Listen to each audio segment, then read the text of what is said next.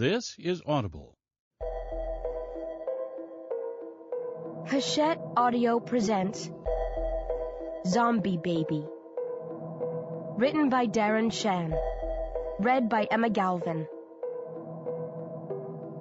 Then, when zombies rampaged through London on the day that the world fell, Becky Smith ended up trapped in her school. Having been cornered by the brain-hungry beasts, her heart was ripped from her chest, and she became one of the living dead. After months of mindless mayhem, she recovered her senses in an underground complex. She found out that there were two types of zombies, revivids and revitalizeds. The latter could think and reason the way they had when they were alive, but they had to keep eating brains, or they'd become hollow-minded revivids again. The revitalized teenagers in the complex referred to themselves as Zomheads. They were being held prisoner by a group of scientists and soldiers. B hated being one of their lab rats and refused to play along with their experiments. To punish her, they stopped feeding her, and she waited for her brain to shut down again. Before B regressed, a nightmarish clown, Mr. Dowling, invaded with a team of mutants, attacked the humans, and freed the undead. B and another Zomhead, called Rage, managed to escape. B wandered the streets of London for a time, surviving on any scraps of brain that she could find in the many corpses littering the ruined city. During her travels, she met an artist, Timothy Jackson, who believed God had given him the task of painting pictures of the zombies so that future generations would have a record of the atrocities. After another run-in with soldiers and the mutants, a broken, lonely bee wound up at County Hall, where the centenarian Dr. Oystein offered her refuge. He was one of the few adult revitalizeds in the world. The kindly scientist had established a base for undead, conscious teenagers like B. He referred to them as angels and, like the artist Timothy, believed that he was on a mission from God. Dr. Oystein told B that he was the very first revitalized, that God had directly intervened to restore his senses, that he was working to save the world under orders from the Almighty. As a baby, B had been vaccinated by one of Dr. Oystein's nurses, as had all of the other revitalizeds. The vaccine was the reason they had recovered their senses. But Dr. Oystein hadn't saved the children to be charitable. He needed them to fight in a war. As B listened with a mixture of disbelief and horror, he told her that while he was an agent for a force of universal goodness, Mr. Dowling was a being of universal evil. If the clown's army overcame Dr. Oystein's angels, the world would topple into a dark abyss, and every survivor would fall prey to his foul, hellish servants. 1. Now.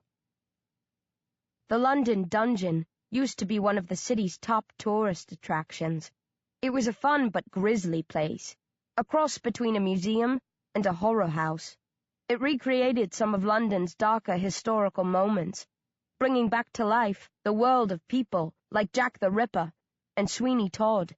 It featured sinister, imposing models of buildings from the past, props like hanging skeletons and snarling rats, nerve-tingling videos and light shows, and actors to play the various infamous figures. There were even some stomach-churning rides. I visited it quite a few times when I was alive, and always had a brilliant time. I haven't been in the dungeon since returning to County Hall as a revitalized, but right now it feels like the most natural part of the complex to head for. I wander through the deserted rooms, enjoying the isolation and the gloominess. The actors are gone, and someone must have done the rounds and turned off all the projectors and video clips, but most of the lights work, and the sets and props haven't been disturbed. It's still the coolest damn place in London. I also think, looking back, that it served as a taste of what was to come. The London Dungeon painted a picture of a blood-drenched city, full of terror and murder, and the people who built it were right. This is a realm of madness and death. We were never more than one sharp twist away from total chaos, from demonic clowns prancing through the streets, and tender-hearted but loopy scientists setting themselves up as spokesmen for God. I thought I'd escaped the craziness when I came to County Hall.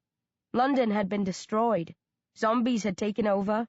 Life, as we knew it, had come to an end. But Dr. Oystein seemed to offer sanctuary for the grim bedlam of the streets.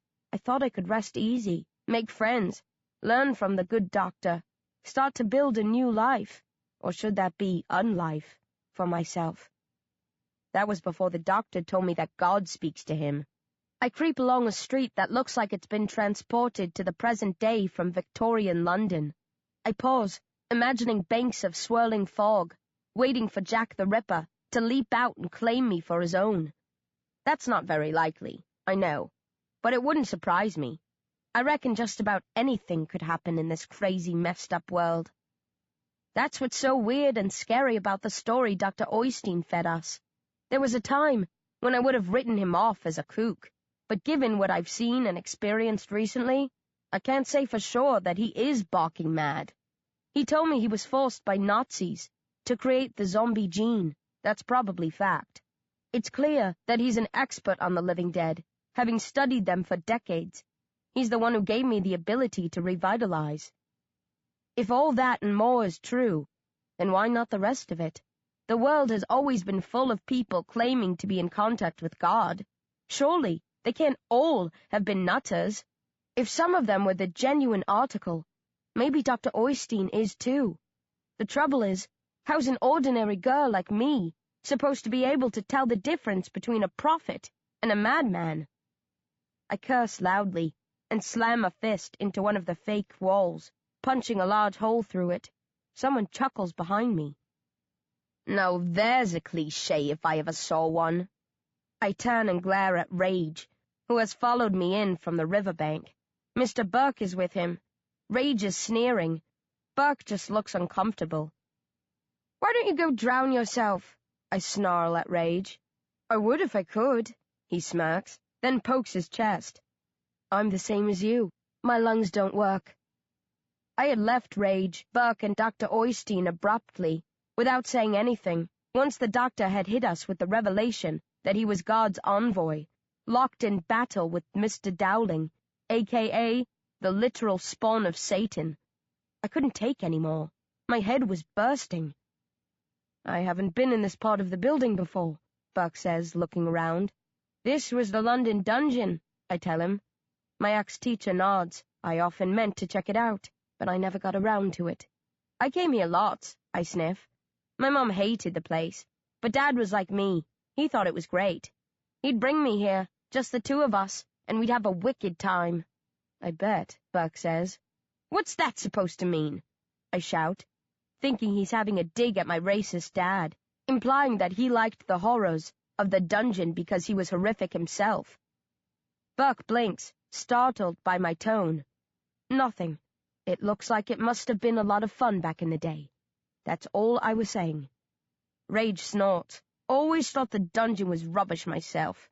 I laugh shortly. That's because you're a moron with no taste. Yeah, he says. That must be why I fancy you. I give him the finger, but chuckle despite myself. So, what do you think of old Oystein's story? Rage asks. I shrug and look away. He's off his head, isn't he? Rage pushes. I suppose. Do you think any of it was real? Being imprisoned by the Nazis, inventing the Zom-B gene, working with governments and armies all these years to suppress breakouts? Those are undeniable facts, Burke says quietly. I discussed Dr. Oystein with my military contacts when I was leading a double life. Everything he told us today checked out. What about his direct line to God? Rage jeers. Burke sighs. That's where we hit a grey area. Nothing grey about it, Rage says cheerfully. The doc's a lunatic. I don't believe in God, the devil, reincarnation, nothing like that. Even if I did, his story doesn't ring true. The all-powerful creator of the universe teaming up with a brain-hungry zombie? Get real. Many prophets were outcasts of their time. Buck murmurs. They were mistrusted and feared by their contemporaries, mocked, abused, driven from their homes. Christ was crucified. John the Baptist's head was chopped off. Joan of Arc was burned at the stake. Yeah, Rage says, but they were human, weren't they? They were alive. Lazarus, I say softly, the memory coming to me out of nowhere. Jesus raised him from the dead. The first zombie. Rage starts to laugh, then considers what I've said and frowns. You think the doc's telling the truth? I pull a face. How the hell do I know? It sounds crazy, but... I don't do buts, Rage says. It's a simple world as long as you don't let others complicate it for you. The doc's a genius. No one's denying that. But he's mad too. I respect him for the groove tubes, bringing the angels together and all the rest. But I'm not going to pretend there wasn't steam coming out of his ears when he started telling us about his cozy chats with God. So, what are you going to do? I ask. About what? This war he wants us to fight. The angels versus Mr. Dowling and his army of mutants. If you don't believe God's on our side, or that we're fighting the forces of darkness, where does that leave you? Right where I want to be. Rage smirks. In the thick of it all. He walks up to the plasterboard wall I punched and studies the hole I made. We're built to fight, he whispers, rubbing together the bones sticking out of his fingers. We were reborn as perfect killing machines. I always wanted to join an army. I had it all planned. I was going to give myself a couple of years after school to see the world, have some laughs, sow my wild seeds. Oats, Buck corrects him. Whatever. Then I was going to join the French Foreign Legion, or something like that. Go where the battles were. Test myself on the field of combat. Maybe become a mercenary further down the line. Hire myself out to whoever paid me the most. You don't believe in loyalty to a cause? Buck asks diplomatically. Loyalty's for mugs, Rage says. Buck looks disappointed. Then you're not going to stay with Dr. Oystein? Rage frowns. Weren't you listening? I want to be where the action is. Dr. Oystein's 5 cans short of a 6-pack, but if he's going to start a war with the clown and his mutants, I want to be there when they clash. So yeah, I'm his man if he'll have me. You're going to stay even though you think Dr. Oystein is mad? I gape. Of course, Rage says calmly. War's in my blood. I want to be a warrior, and Oystein's offering me the best fight in town. Why would I turn my back on the chance to go toe-to-toe with an army of mutants and their diabolical leader? Hell, if we win, I might end up saving the world from the devil. How ironic would that be, given that I don't even believe in the bugger? Rage turns to leave. And what if the devil makes you a better offer? Buck asks. Rage looks back uncertainly. What if Mr. Dowling asks you to join him somewhere down the line? Buck presses. Would you consider a proposal from our enemy? Might do. Rage nods. Offhand, I can't think of anything he could offer to tempt me, since money doesn't mean anything these days. But never say never, right? You'd sell us out, I shout. In a heartbeat, Rage says, then flashes his teeth in a merciless grin. God, the devil, forces in between, it makes no difference to me. I'll go where the going's good. Right now, I'm best off sticking with Dr. Oystein. But I'm not in this game to save the world, or what's left of mankind. I'm just a guy in search of some kicks to pass the time before my tired old bones give up the ghost. Rage cocks his head and grunts. If the doc's right about us being able to survive for thousands of years, there's a lot of time to play with. I'll need a lot of kicks. Maybe spend a century working for the good guys, then a century for the villains. Or take on the whole lot of you together. Rage against the world. Wherever the opportunity for the most excitement lies, that's where you'll find me. Take care, folks, and watch your backs. Then, with a laugh, he's gone, leaving Burke and me to stare at each other in open-mouthed disbelief. 2. Maybe you were right, Buck mutters.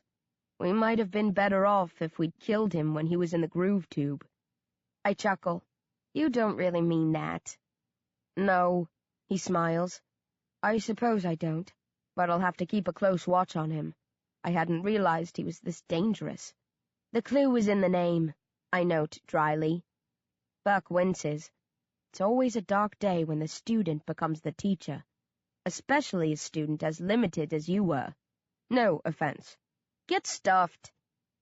We laugh, and for a while, it's like we're back in school, just a cool teacher and a teenage girl sharing a joke.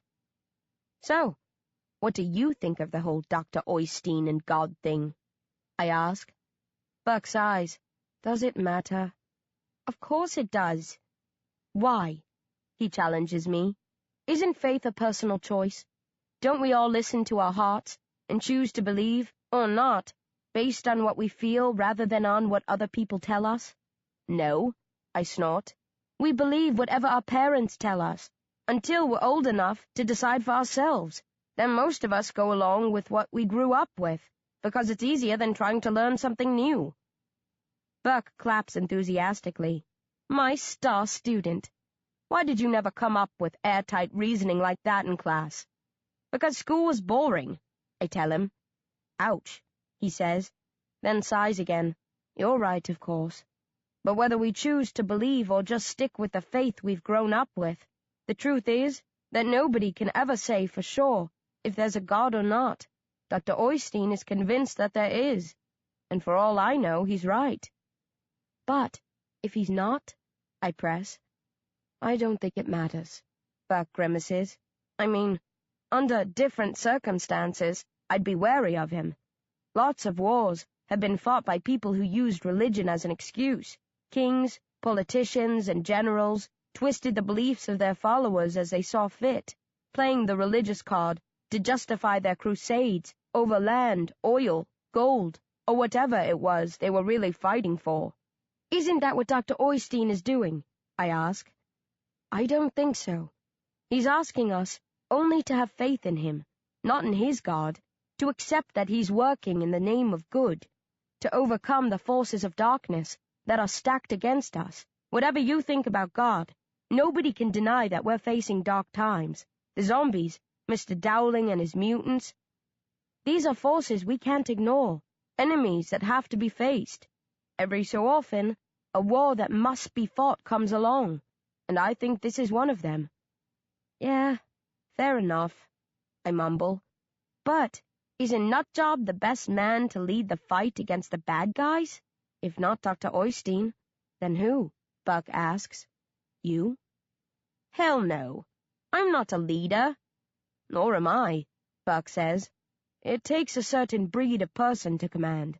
Dr. Oystein is a rarity, a man with the ability to lead but not the desire. He's told me that he's only doing this because it's him or nobody, and I believe him. The alternative is someone who craves power, the likes of Josh Masoglia or Dr. Cerberus. Do you really want to pledge yourself to someone like that? No, but... I shift uncomfortably. I didn't like Josh or Dr. Cerberus, but they ran a tight ship. Until Mr. Dowling penetrated their defenses, Buck says, then leads me from the Victorian chamber, through the rest of the dungeon, and out towards the front of the building. When we're in the fresh air, beneath the shadow of the London Eye, he continues. This is a chance to start afresh, he says softly. Whether it was divine retribution or a mess of our own making, the world has fallen. The old order has crashed and burned. If we can find a way to deal with the zombies, this is an incredible opportunity to begin again and try to improve upon the mistakes of the past.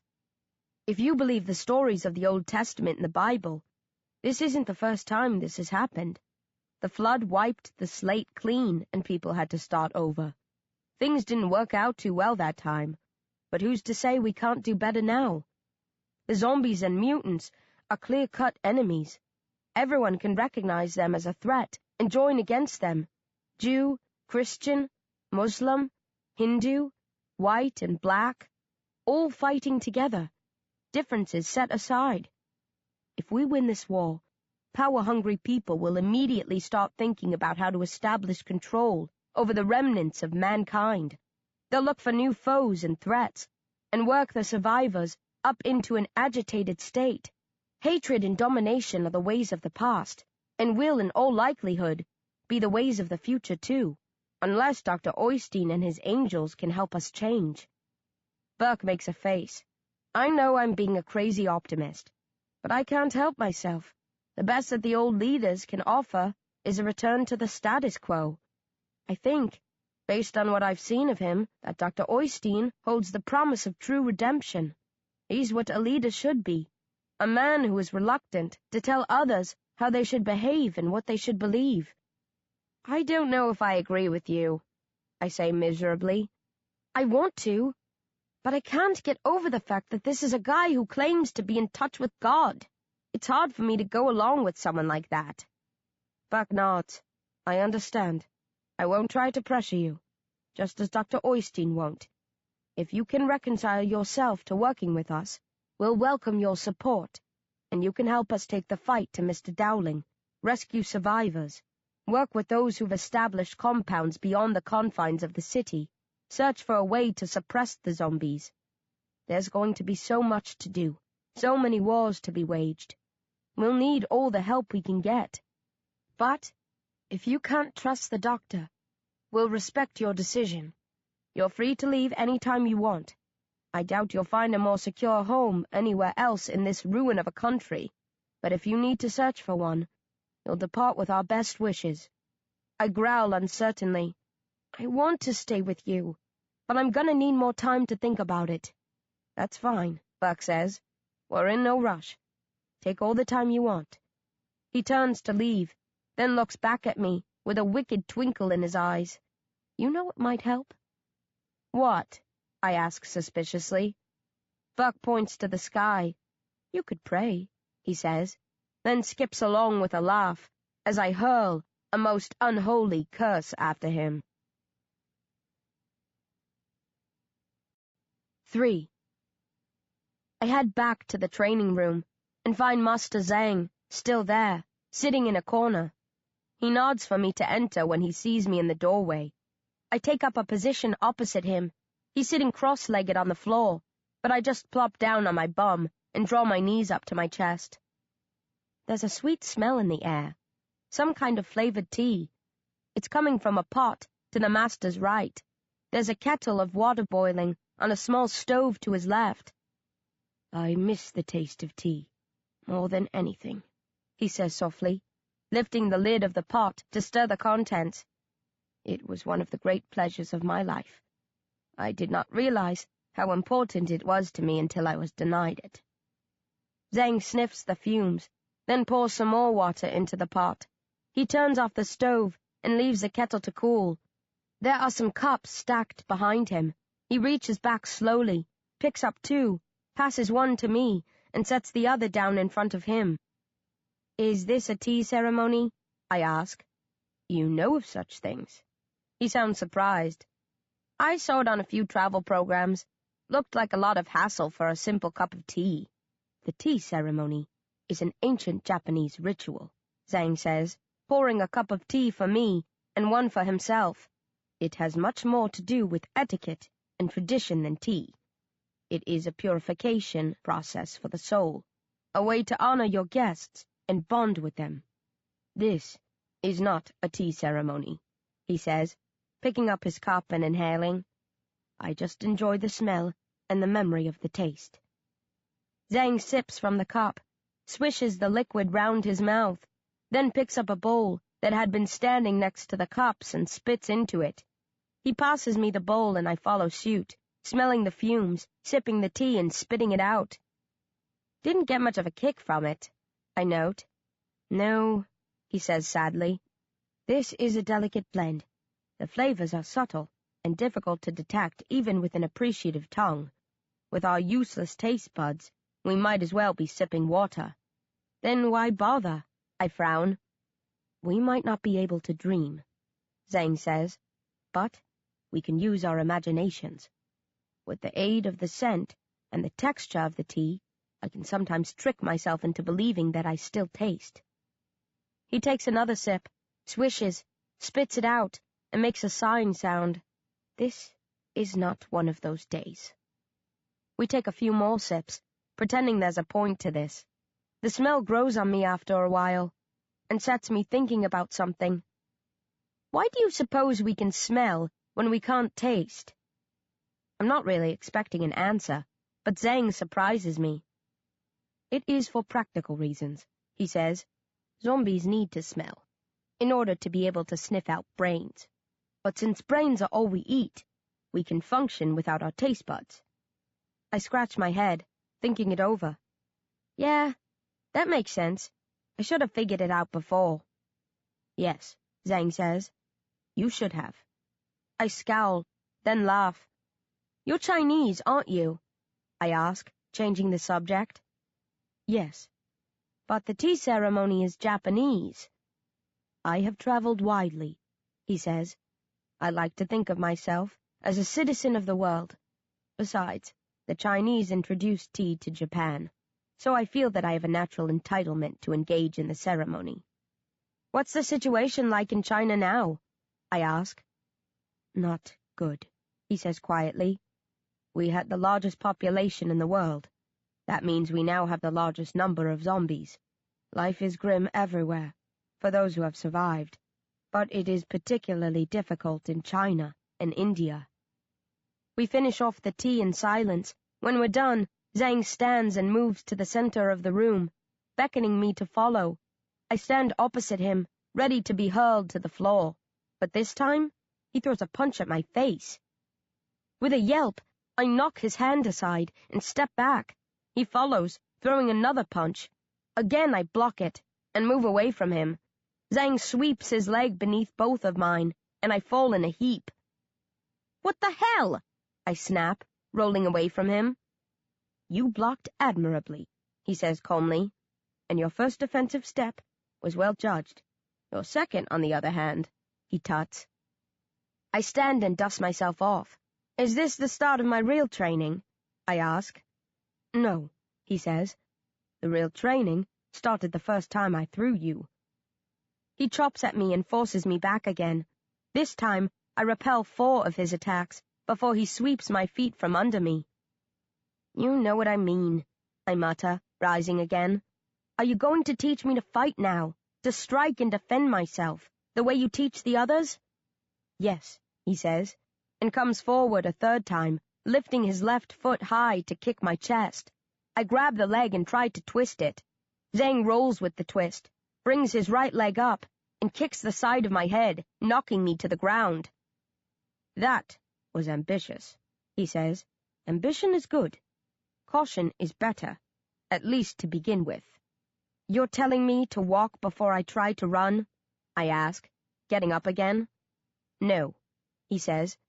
We have no time for walking here. You must learn swiftly and take shortcuts. I do not have time to train you in all the ways of the martial arts, so, when in doubt, go for the simplest solution. Zhang kicks at me with his left foot again. This time, I chop at his ankle, then step back out of reach. Good, he grunts, and closes in, kicking, punching, chopping, forcing me back, testing my reflexes. Zhang spars with me for half an hour, before telling me to go and rest. You did well, he says. We will focus on specific moves next time. This was a useful first workout. I bowed to Master Zhang and turned to leave, but something's niggling me. I stop and face him again. He raises the eyebrow of his bloodshot eye. It must have been bloodshot when he was turned into a zombie, and since we don't heal properly, I'm guessing it will be like that forever. Then nods to let me know I can speak. Did Dr. Oystein tell you to do this? I ask. To step up my training and stop just throwing me about? Why would you think that? He replies. Dr. Oystein told me about his conversations with God. Zhang's expression doesn't change. He waits for me to continue. I think it's a load of nonsense. I'm not sure if I believe in God. Even if I do, I don't think he talks to zombies and asks them to save the world. You must be a wise young lady to be able to dismiss the teachings and beliefs of your elders so easily, Zhang says. Of course I'm not, I say sourly. I know my limits, but my nose works as well as yours. I recognize bullshit when I smell it." "Really?" Zhang smiles thinly. "Did you eat cheese when you were alive?"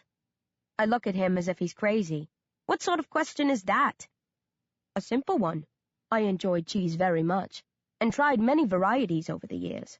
They all tasted good to me. But the smell. Some smelled as good as they tasted. Others stank of old socks, fresh vomit, even, yes, bullshit. "Is this one of those famous Chinese riddles?" I ask, when he doesn't continue. "No," he says. "I am merely pointing out the fact that sometimes one cannot judge by smell alone. Oystein said nothing to me of his meeting with you.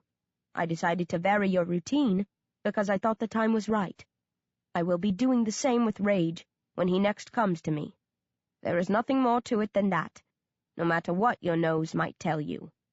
"Fair enough," I grunt. "You believe me?" he asks. "Yeah." "Then, why don't you believe Oystein?" "Because you're not telling me you can talk with God." I pause. "You're not, are you?" Zhang shakes his head.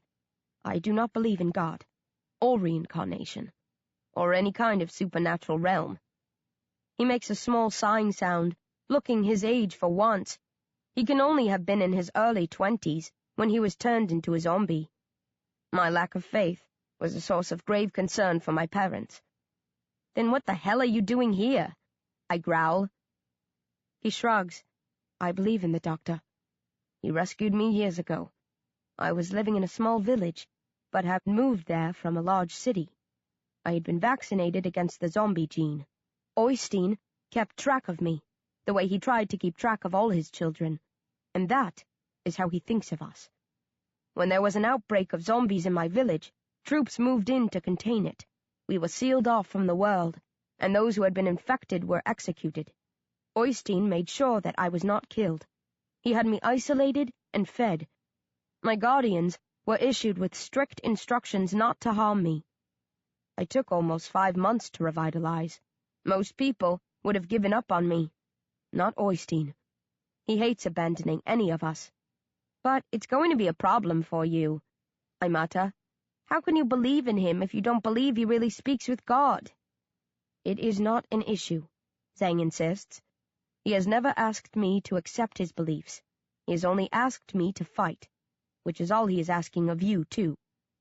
Zhang returns to his cups and bowls and begins to tidy them away. "It is very straightforward in my view," he says. "A war to decide the future of this planet is being fought. We must choose sides or pretend it is not happening.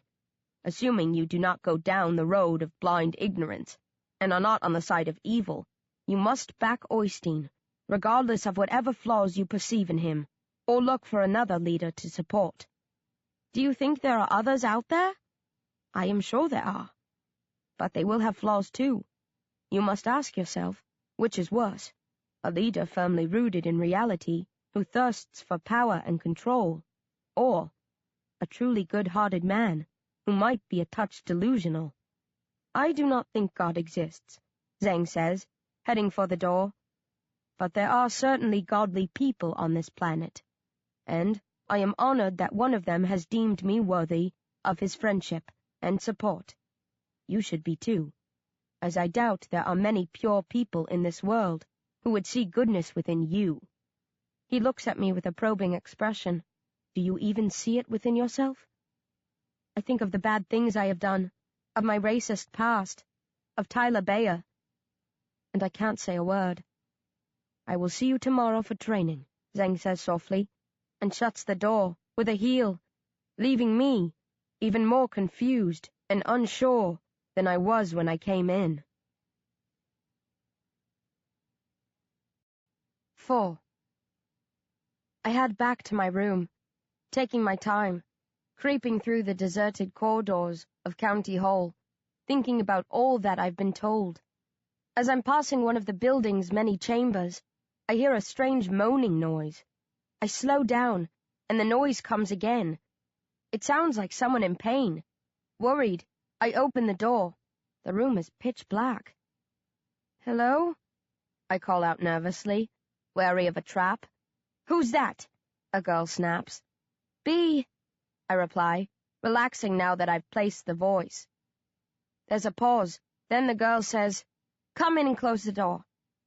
Shutting the door behind me, I shuffle forward into darkness. I'm about to ask for directions when a dim light is switched on. I spot the twins, Anya and Cian, in a corner. Anya is sitting against a wall. Cian is lying on the floor, his head buried in his sister's lap. He's trembling and moaning into his hands, which are covering his face. Anya is stroking the back of her brother's head with one hand, holding a small flashlight with the other. I cross the room and squat beside Anya. "What's going on?" I whisper, as Cian makes a low-pitched weeping noise, his body shaking violently. "Is he sick?" "Only sick of this world," Anya says quietly.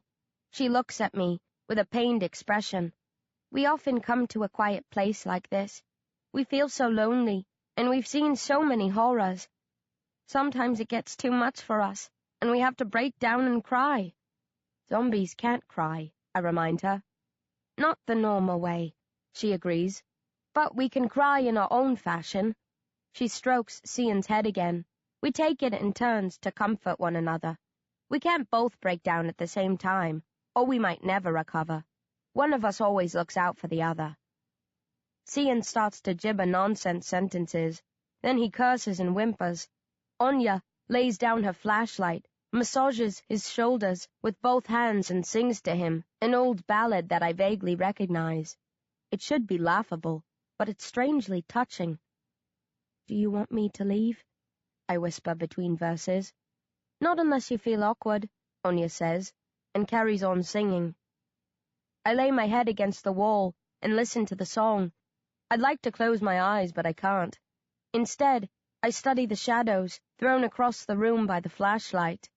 There are cobwebs running along the top of the skirting board opposite us. The world has gone to hell, but life goes on as usual for these spiders.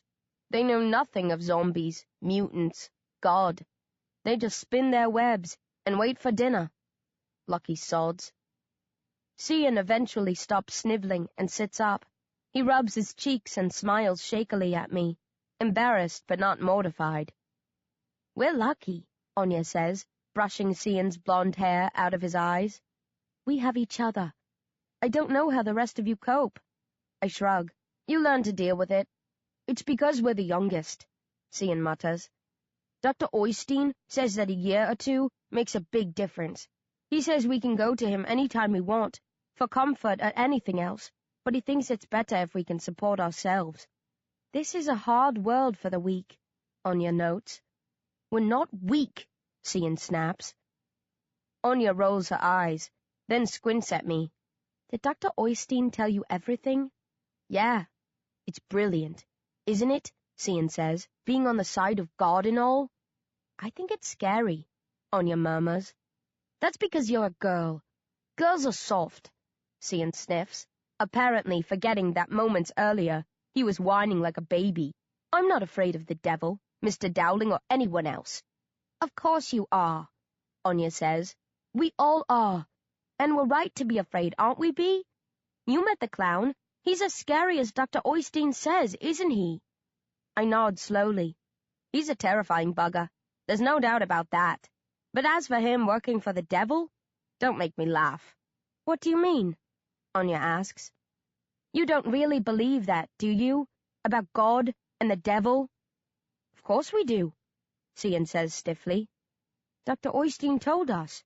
"And you buy everything he says?" I sneer. "Yes, actually," Anya growls, pushing herself away from me. "Dr. Oystein saved us," Cian says. "He gave us a home," Anya says.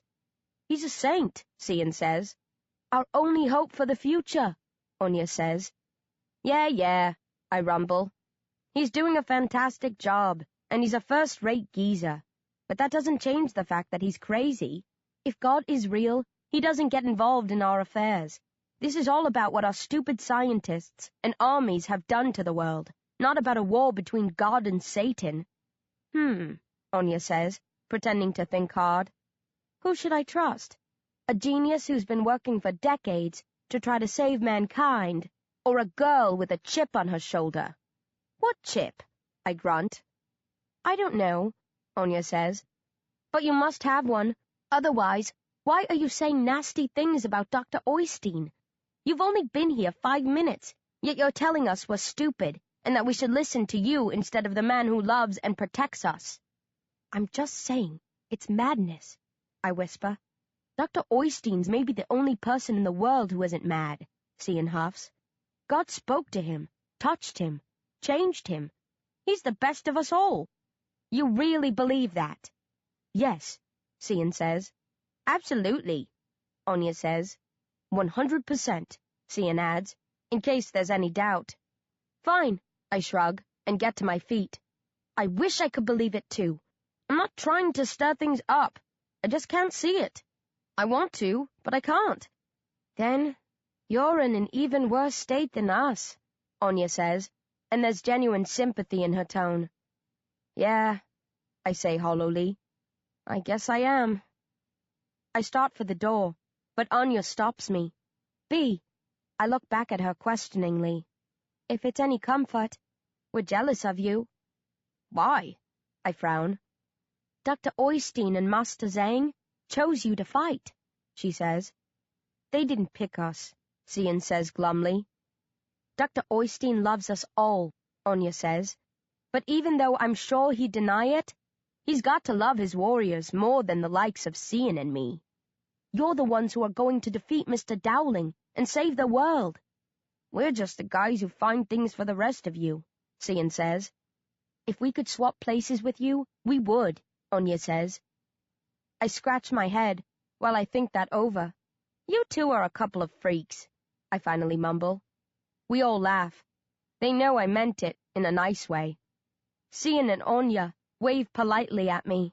I flip them a friendly finger, then let myself out. 5. All my roommates are present when I get to my bedroom, including Rage, who's studying Ashtot's model of the Houses of Parliament. "It's all matchsticks?" he's asking.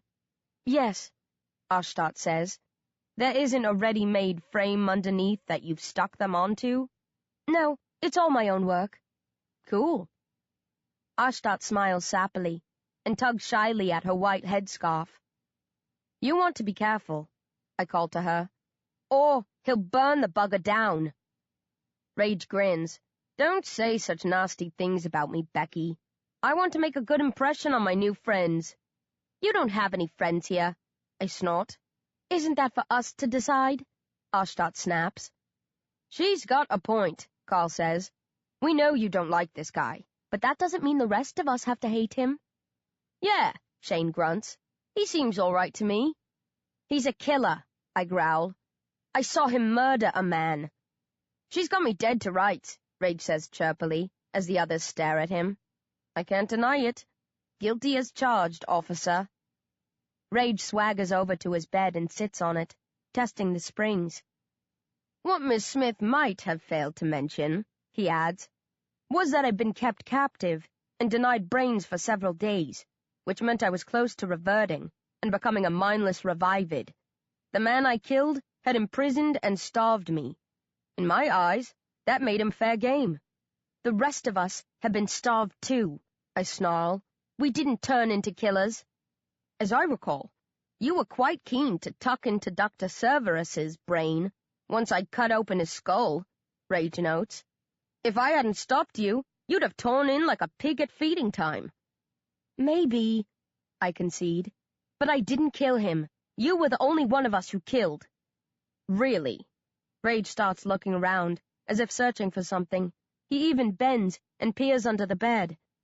"Where's Mark?" he finally asks. "Bastard," I sneer. "Riley told me what happened," Rage chuckles. "Your lot found out Mark was alive and you tore the poor sod apart. True or false?" "The others did, not me." "You abstained?" "Yeah." "Then you have my respect," Rage says quietly, his smile fading. "You were able to control yourself. You're a better person than I am. Better than any of the Zom heads were." but will you look down your nose at those of us who are made of weaker material? I stare at Rage uncomfortably. I didn't expect the argument to go like this. He was supposed to fight his corner, not praise me and make me feel bad for insulting him. I'm not proud of what I did in that hellhole, Rage says, but I was in bad shape. I needed brains. If it hadn't been Dr. Cerberus, if it had been someone good and decent, would I have killed them anyway?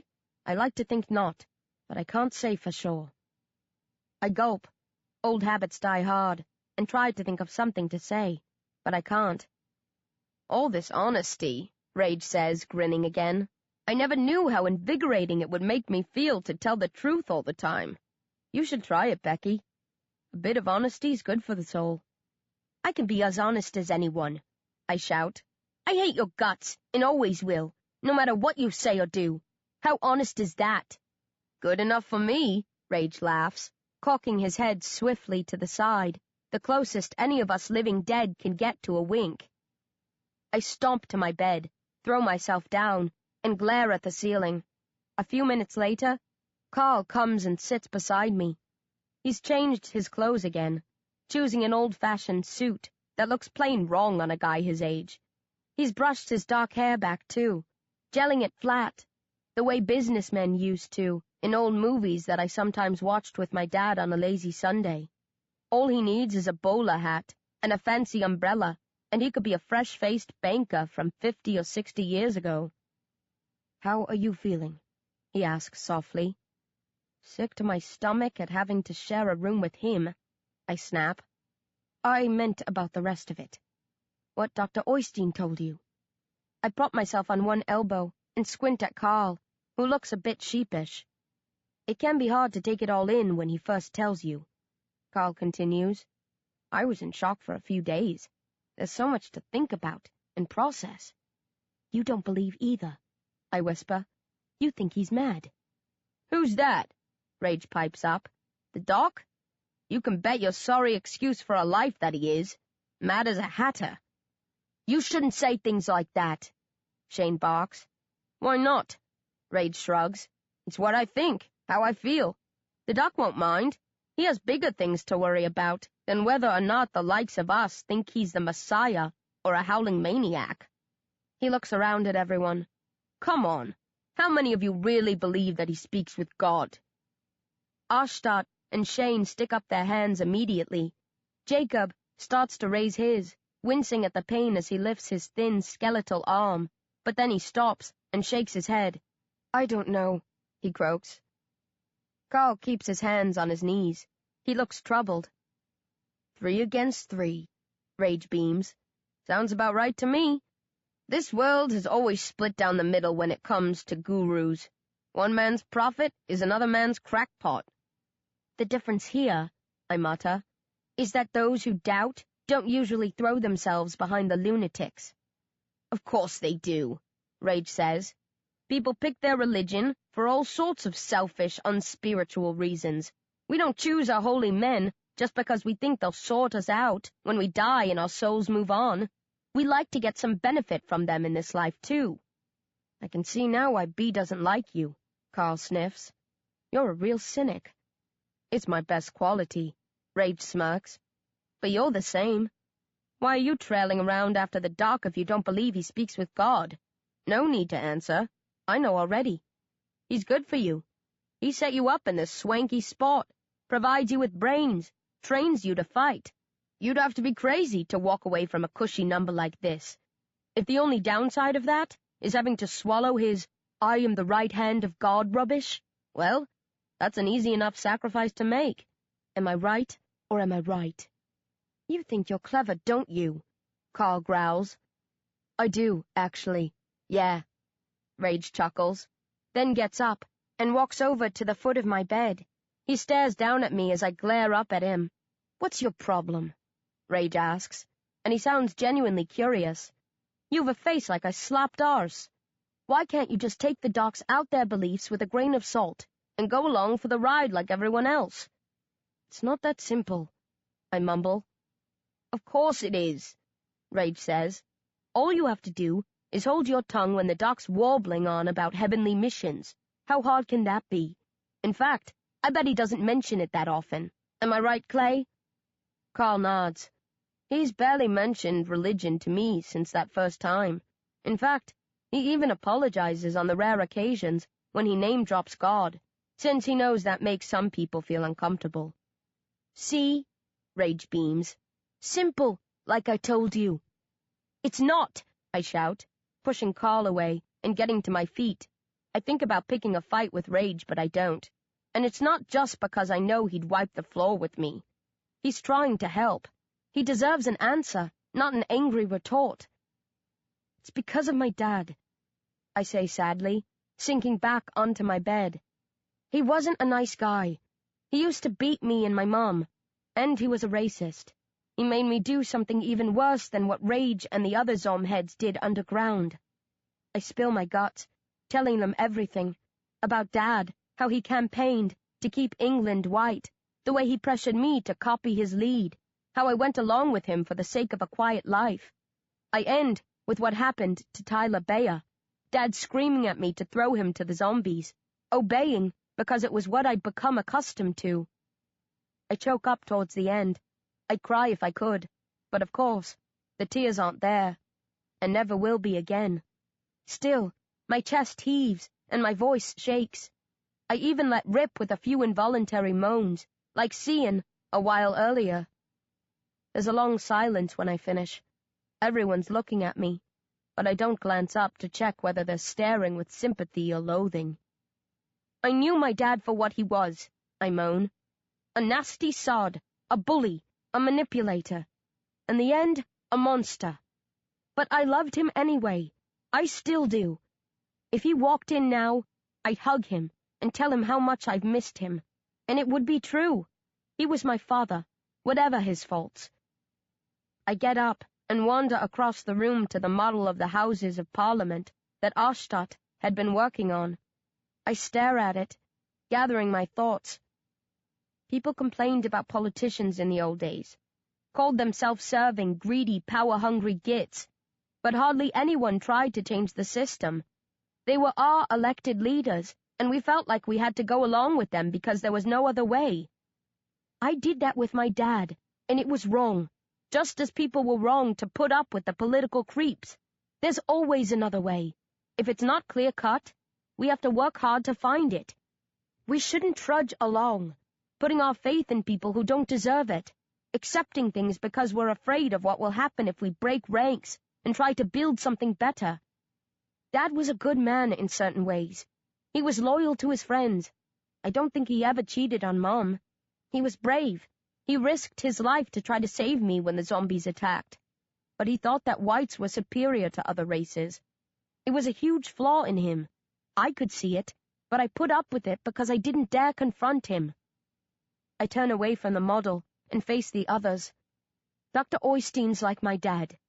A good man in many ways, but too sure of himself and the way the world should be ordered. I can't believe that God spoke to him. That doesn't seem to be an issue for Rage and Carl, but it is for me, because I've seen what happens when you put your trust in people like that. They break your heart. I tug at the material of my t-shirt and grimace. Some of the buggers even rip it from your chest. Then I go and lie down and stare at the ceiling and don't say anything else for the rest of the night. 6. I train hard for the next week. Now that Master Zhang has started practicing proper moves with me, I learn new things every day. It's a real mix. Karate, judo, boxing. We also focus a lot on fighting with knives, steel bars, hammers, screwdrivers, things like that. This is all about practical application, he tells me. Apart from some knives, we will not send you out armed. You will fight mostly with your hands, but if you ever need a weapon, you must know how to make use of whatever you can find. I ask him why we don't use guns. The zombies don't have any. Surely, we could just go out with rifles and mow them down. There would be no honor in that, he replies. But isn't this all about winning? I press.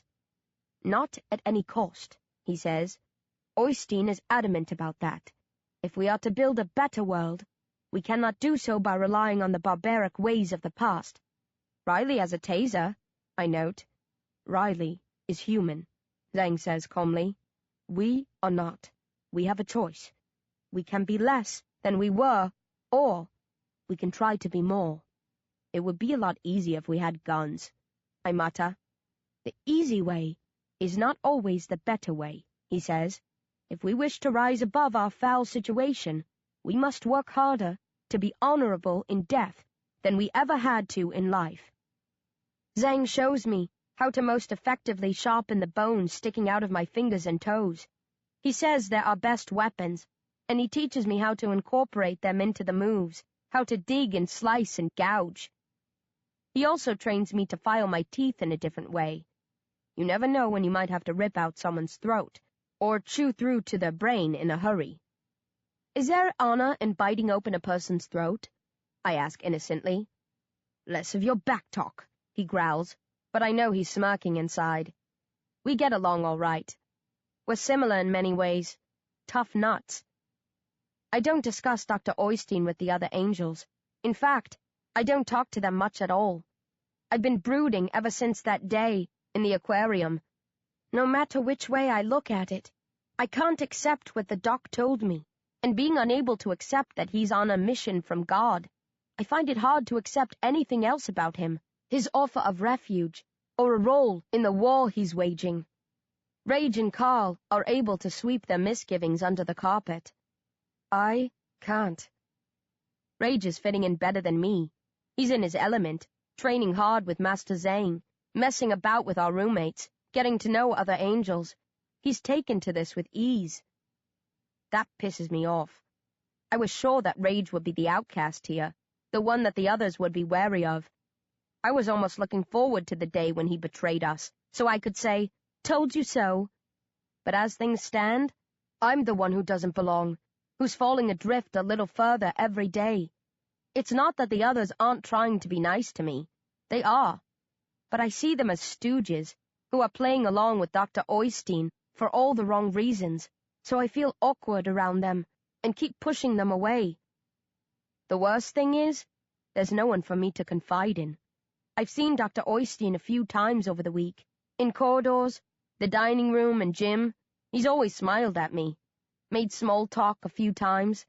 I'm sure he'd be happy to discuss my concerns if I approached him. But what could I say?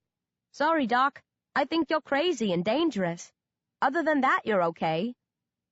Mr. Burke is the only person I'd feel comfortable chatting about this with, but he's gone off again on a mission to infiltrate another complex, like the one where I was held captive, or to spy on Mr. Dowling. Or...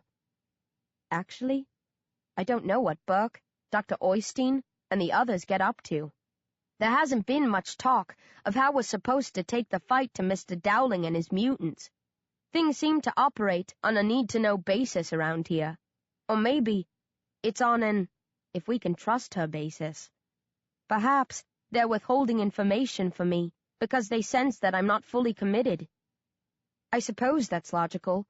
You don't want to share all your secrets with someone who might walk out the door at any given moment. In their position, I wouldn't be too forthcoming with someone like me either. Still, that doesn't make life any easier. Just increases my belief that it's me against the rest of them. Roll on, full-blown paranoia. Oh, this is ridiculous, I snap, and push myself away from the table. I'm in the dining room, having just tucked into a bowl of Kiara's latest batch of cranial stew. The others are still chewing. They stare at me uncertainly, surprised by my outburst. What's wrong? Kiara asks, having stayed to chat with Riley, who's munching a hamburger that I give my left ear to be able to taste. It's too hot? Too cold? Lumpy? I wasn't talking about the food.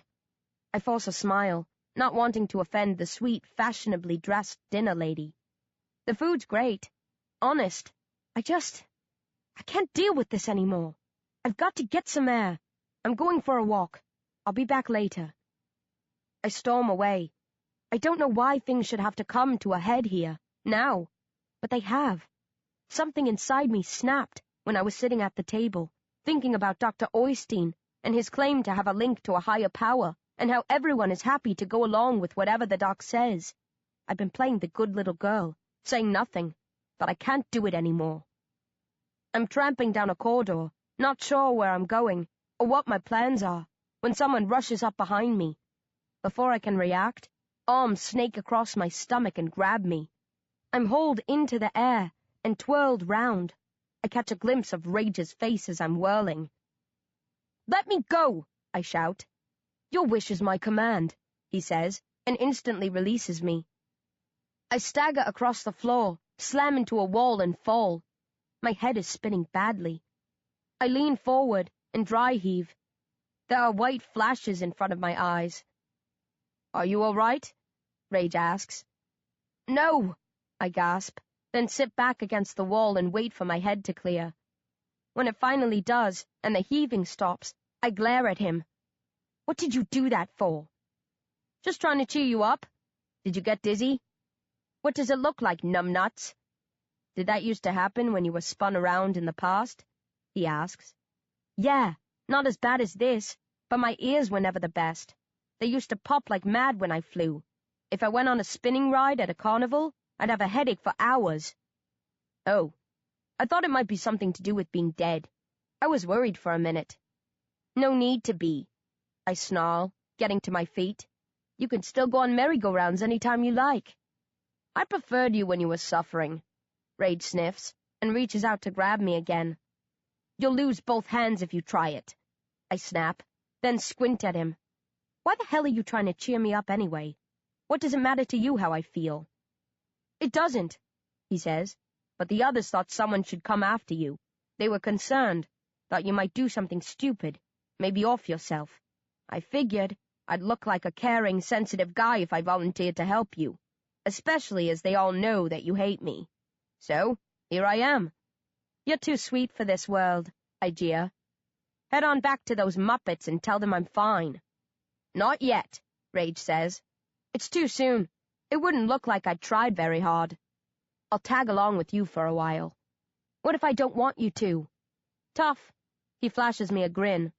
"If you do want to off yourself, I know a place where you can get some great power drills. I'll even help you choose the best bit for it. I love to see someone drill through their own skull." "There's the Rage I know and loathe," I chuckle. "Honest rage," he smirks. "That's how I define myself these days. Telling the truth is what I'm all about." "It must be a nice change," I sneer. "It is." There's a long silence while we eye each other. "But seriously," Rage says, breaking it, "if you do want me to recommend a good drill." 7. We exit County Hall and walk to the corner of the building. We can see part of Waterloo Station from here, and the London Eye. "Have you been back into the station since Zhang tested us?" Rage asks. I look at him oddly. "No. Why the hell would I?" "I have," he says. "I've gone in there with a rucksack seeded with brains, done the run through the zombies again, trying to improve my time." "Why?" I frown. "I want to be top dog. You've got to push yourself if you want to get ahead." "You'd better be careful," I say dryly, "or you'll wear yourself out." "Nah," Rage grins. "It's not just all about the training. I make time for fun stuff too. For instance, I walked up to the IMAX theater the other day. Wanted to see if I could screen a film." "Could you?" I ask. Wasn't able to try. The place was packed with zombies. I forced my way through to the projectionist's booth, but the buggers had beaten me to it. Some of them had made it their home, and it was a mess. Equipment smashed to pieces. A shame. I was hoping to screen Night of the Living Dead there.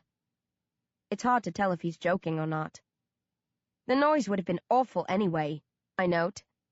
The IMAX had the best sound system in London, great for a living person with normal hearing, but with ears like ours, it would have been deafening. "Yeah," Rage says, "but fun. The Revivids would have hated it. They'd have howled like wolves." He stretches, looks at the sky and grimaces. It's a cloudy day, but still way too bright for the likes of us. "Where were you headed before I stopped you?" "Nowhere." "Really? You were marching like a girl with a purpose." I just wanted to get away. Rage scratches an armpit and grunts. Must be force of habit. We don't sweat, so he can't have itchy pits. It's boring here, isn't it? He says. That's why I keep looking for things to do. I hate the silence. A city should be buzzing, not quiet like this. It's like the god-awful countryside these days. Nothing wrong with the countryside, I sniff. I used to enjoy days out. No, you didn't, Rage argues. It was hell out there. Nothing but fields, trees, and mother bloody nature. If people loved that so much, they wouldn't have built cities and moved to them. The countryside's boring, and so's London now. He turns in a circle, looking for something to amuse himself. He pauses when he spots the London Eye, then nods at me. Come on. I'm not going on the Eye.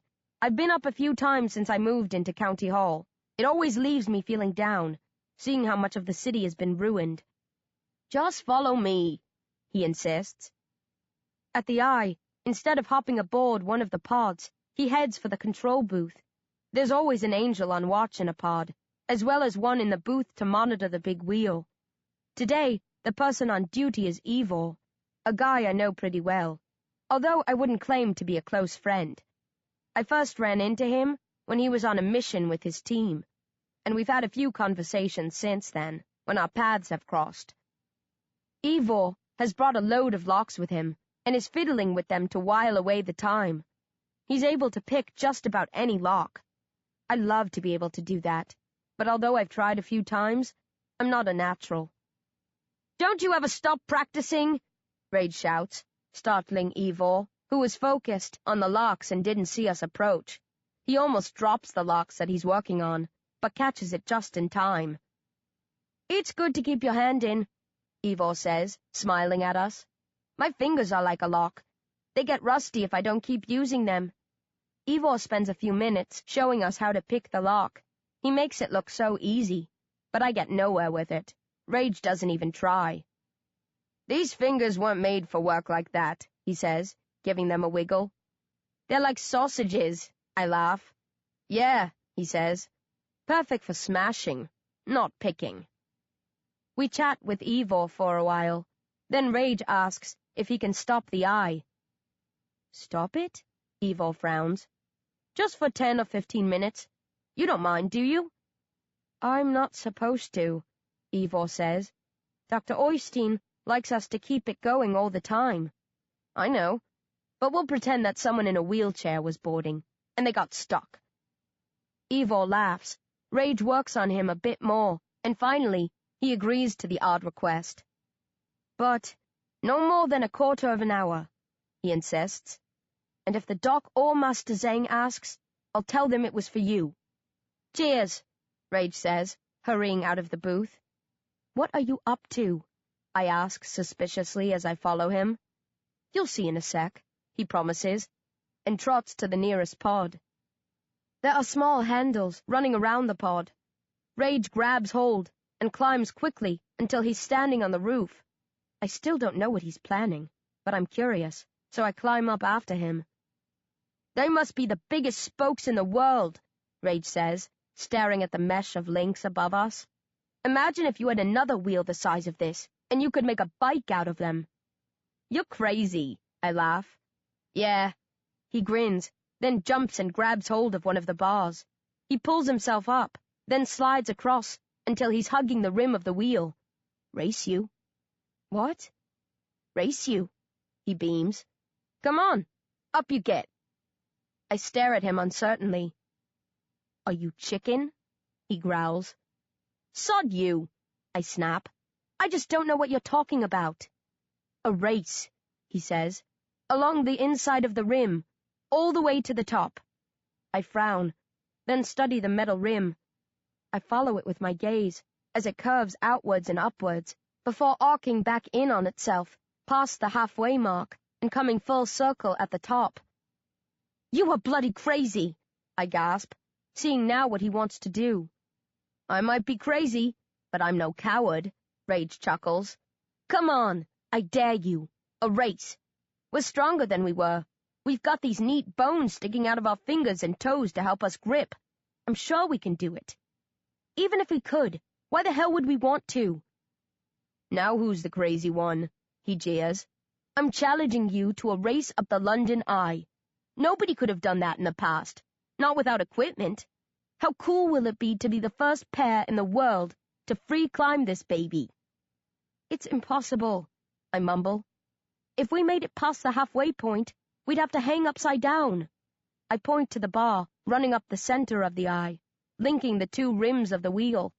Smaller bars from the rims connect with it at regular intervals. We could use them for support. What about that way? It would be safer and easier. This isn't about safe and easy, Rage says. I think we'll be all right even if we fall. We're hard to kill, but if not, what of it? We've all got to go eventually. How would you prefer to leave this world? As a decaying, decrepit old fart? Or trying to climb the London Eye in your prime? Dr. Oystein won't like it if a couple of his precious angels risk their lives on something this pointless, I murmur with a wicked smirk. I don't think either one of us is that bothered about keeping Dr. Oystein happy, Rage snorts. Last one up's a rotten zombie. And off he shoots. For a few seconds, I shake my head and tut loudly. Then, with a whoop, I leap, grab hold of a bar, pull myself up, steady myself on the rim, and off I tear. 8. This is crazy. I know that even before I start. But hell, there's no denying it's fun. I haven't had an adrenaline rush like this since I returned to consciousness. Well, okay, it's not an actual adrenaline rush, since I doubt my body produces that anymore, but it damn sure feels like it. The rim of the wheel is thicker than I expected. A cable runs along the inside, good for gripping, but on the outside it's pure steel, which isn't so accommodating. At first it's easy. I scuttle along, no problem with my toughened flesh and bones. I laugh with delight, not bothered by the sunlight, or what might happen to me if I fall. The gloom of the last week forgotten, focusing on nothing except my ascent. Then it starts to get tricky. The higher I climb, the more gravity drags at me. From the ground, the incline didn't look too steep, but when you're up here and following it, you get a fresh perspective. From about the quarter mark, it's like climbing at 90 degrees. I start to slip and sway in the breeze, which seems much stronger than it did a few minutes ago. I struggle on, teeth gritted, refusing to look at the ground. Cuts open on both hands as the steel and cable slice into them when I slip. Thankfully, my blood doesn't flow as swiftly as it once did. It just seeps out slowly, or I'd have to stop. As it is, I can push on, pausing every so often to wipe the congealed blood from my palms. I'm almost halfway up the wheel when I lose my grip completely. I fall with a cry that's cut short when I slam into one of the support poles that connects with the central bar. I cling on desperately as my legs swing freely beneath me. I hear Rage whooping with glee. He must have paused at the perfect time to catch my big slip. I'd love to shoot him the finger, but I don't dare loosen my grip. If I was human, I'd be done for. The wind would have been knocked from my sails. My muscles would be aching from the climb. Not being a Hollywood movie star, I doubt I'd be able to pull myself to safety. It would be the long drop for me. But being dead has its advantages. I don't breathe, and my body isn't as confined by the laws of physics as it used to be. After dangling for a while, I haul myself up until I'm hanging across the bar. I wipe my hands dry, steady myself, grip the rim, and start climbing again. I'm just past the halfway mark when Rage shouts to me, "Oi! Smith!" His voice is tinny, coming from so far away, but the wind carries it and my super-sharp ears pick it up. I take a firm hold and look across to where he's hanging opposite me. My eyes are less effective than my ears, so he's only a vague blob in the distance. "What?" I roar. "What are we gonna do now?" he yells. "It would be easier if we shifted to the outside of the rim. If we stick to the inside, we'll be hanging upside down the rest of the way." I've been thinking about that myself. I was going to suggest we move to the other side, so we could crawl on top of the rim instead of dangle from its underside. But now that he's getting cold feet, I don't want to ease up. He was the dope who suggested this crazy challenge. I want to make him go through with it, even though that means me suffering as well. If you want to back down, let me know, I roared cheerfully. I won't tell anyone you chickened out. Well, except for everyone we know. Screw you, he bellows. I'm game if you are. Then what are you waiting for? I laugh, and start climbing again. It soon becomes clear that we really are mad to attempt this. As hard as it was before, it's 10 times more difficult now. I'm hanging from the rim like a squirrel, but squirrels have tails, padded paws, and the benefit of countless generations of instinct to draw upon. Humans were never meant to climb like this, not even undead buggers like me. The hardest parts are where the bars to the inner circle connect. The rim bulges out in those spots, and I have to ease around the protuberances. That was easy on the lower sections, but not when I'm hanging upside down, and every muscle in my arms is stretched to a snapping point. I keep my feet hooked over the rim for as much as the climb as I can, dragging them along, feeling the steel and cable slice deeply into my flesh.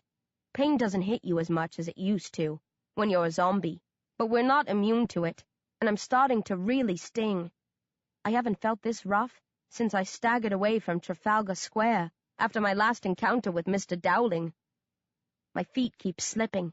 Eventually, when I move into the last quarter of the climb, I unhook them and hang at full stretch, supported solely by my hands. I was good on the monkey bars and playgrounds when I was a kid. I could swing across as often as I pleased, laughing at the others who couldn't match me. Time to find out if I still have the old magic. I inch forward, moving my hands one at a time, concentrating as I never have before. I don't want to slip, and it's got nothing to do with the threat of smashing my skull open or the possibility that rage will beat me to the top. I need to prove to myself that I can do this. As ludicrous as it is, this has become important to me.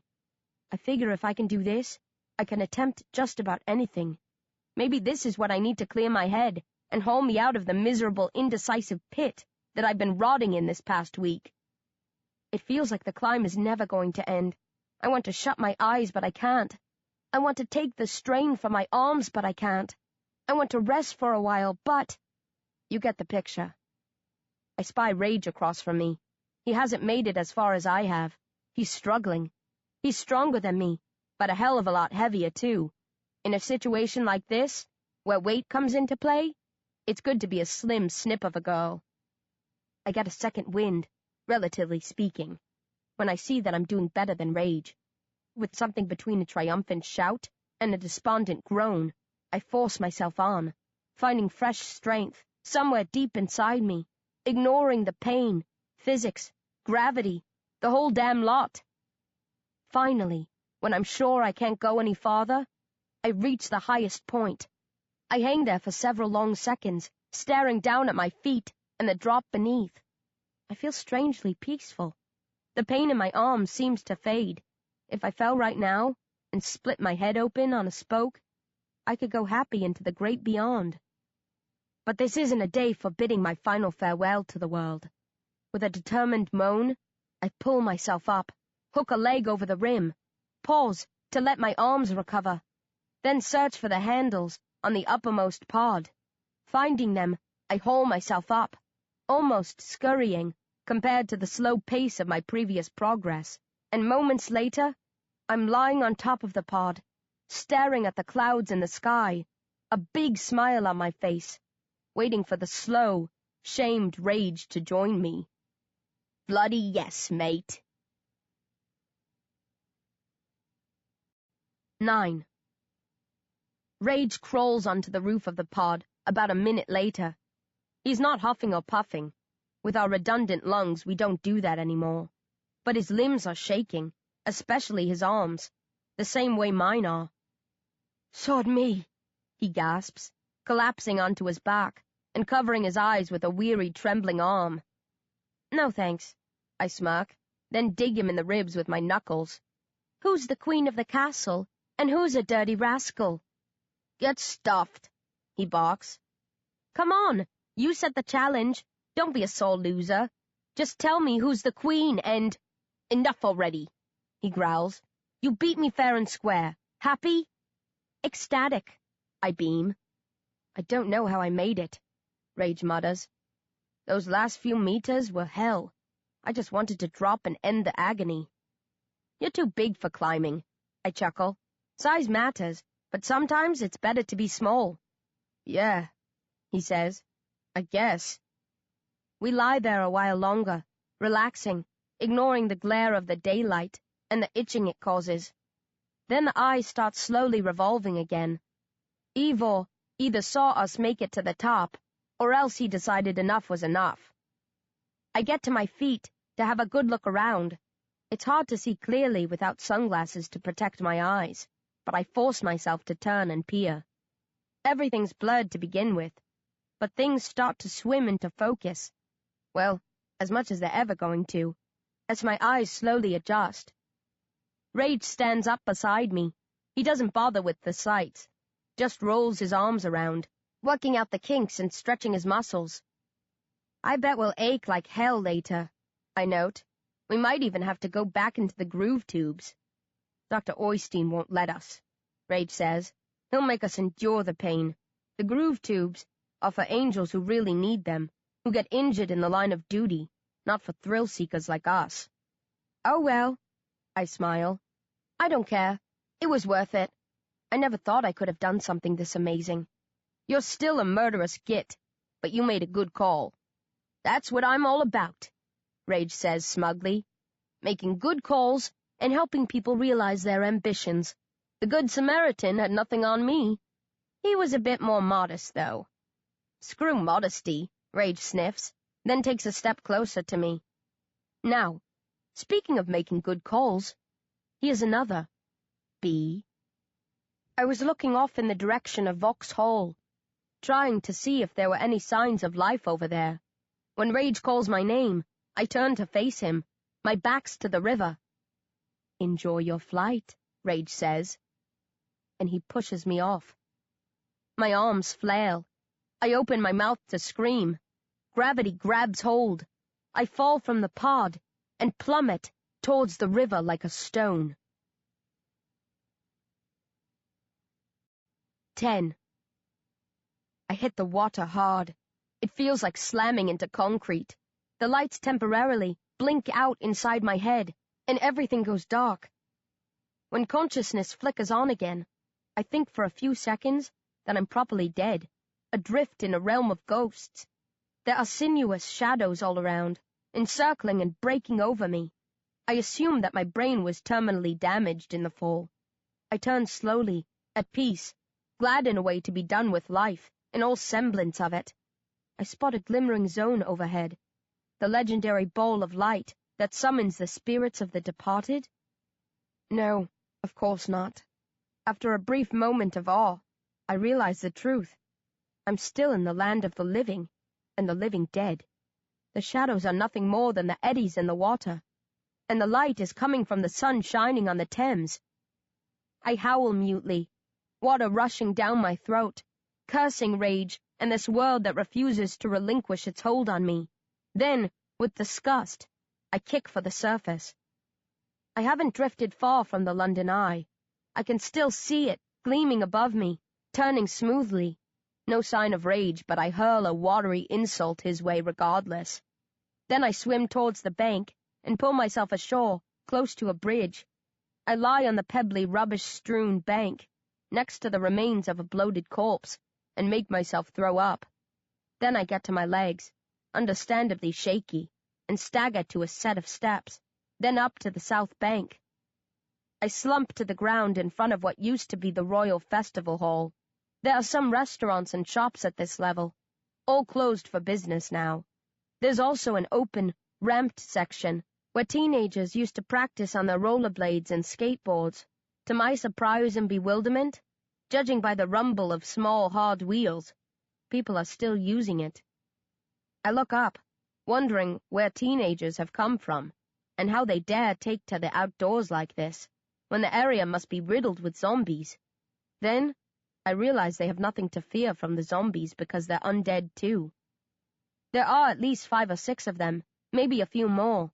They have the blank expressions common to all revivids, but some spark of instinct is urging them to act as they did when they were alive, and they trundle around the gloomy place on their skateboards, rolling down ramps, grinding along bars, slamming into the graffiti-covered walls. The skateboarding zombies are nowhere near as graceful as they must have been in life. They fall often, clumsily, their hands and faces covered in scars, and they don't try any sophisticated jumps or moves. But it's still a strangely uplifting sight, and I start to clap stiffly, feeling somebody should applaud their efforts. When they hear me clapping, the zombies instantly lose interest in their boards. The teenagers growl with hungry excitement and dart towards me, flexing their fingers, sniffing the air, thinking supper has come early. They can't see the hole in my chest, and I'm too tired to push myself upright, so I wave a weary hand in the air, and they spot the bones sticking out of my fingertips.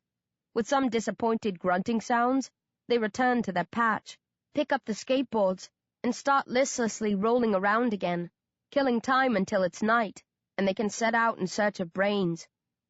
I watch the show for a few minutes, then make myself puke again, and more water comes up. For once, I'm glad I don't have functioning taste buds. The water of the Thames was never the most inviting, but it's worse than ever these days, stained with the juices and rotting remains of the bodies you often see bobbing along. I'm still trembling with shock. My head is throbbing. I think several of my ribs are broken. My left eyelid is almost fully shut now, and won't respond to my commands.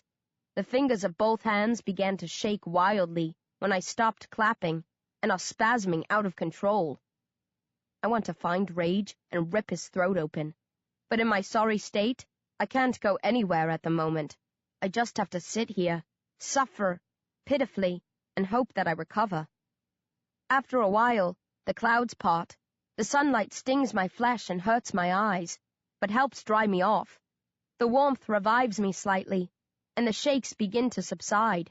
When my hands are my own again, I roll onto my front, groaning, wishing the fall had put me out of my misery.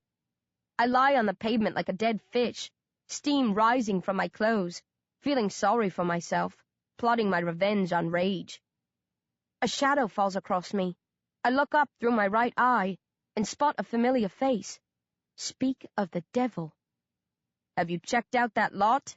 Rage mutters, staring at the skateboarding teenagers. "You're dead," I gurgle. "Aren't we all?" He laughs, squatting beside me. "I half hoped the fall would knock your brains out."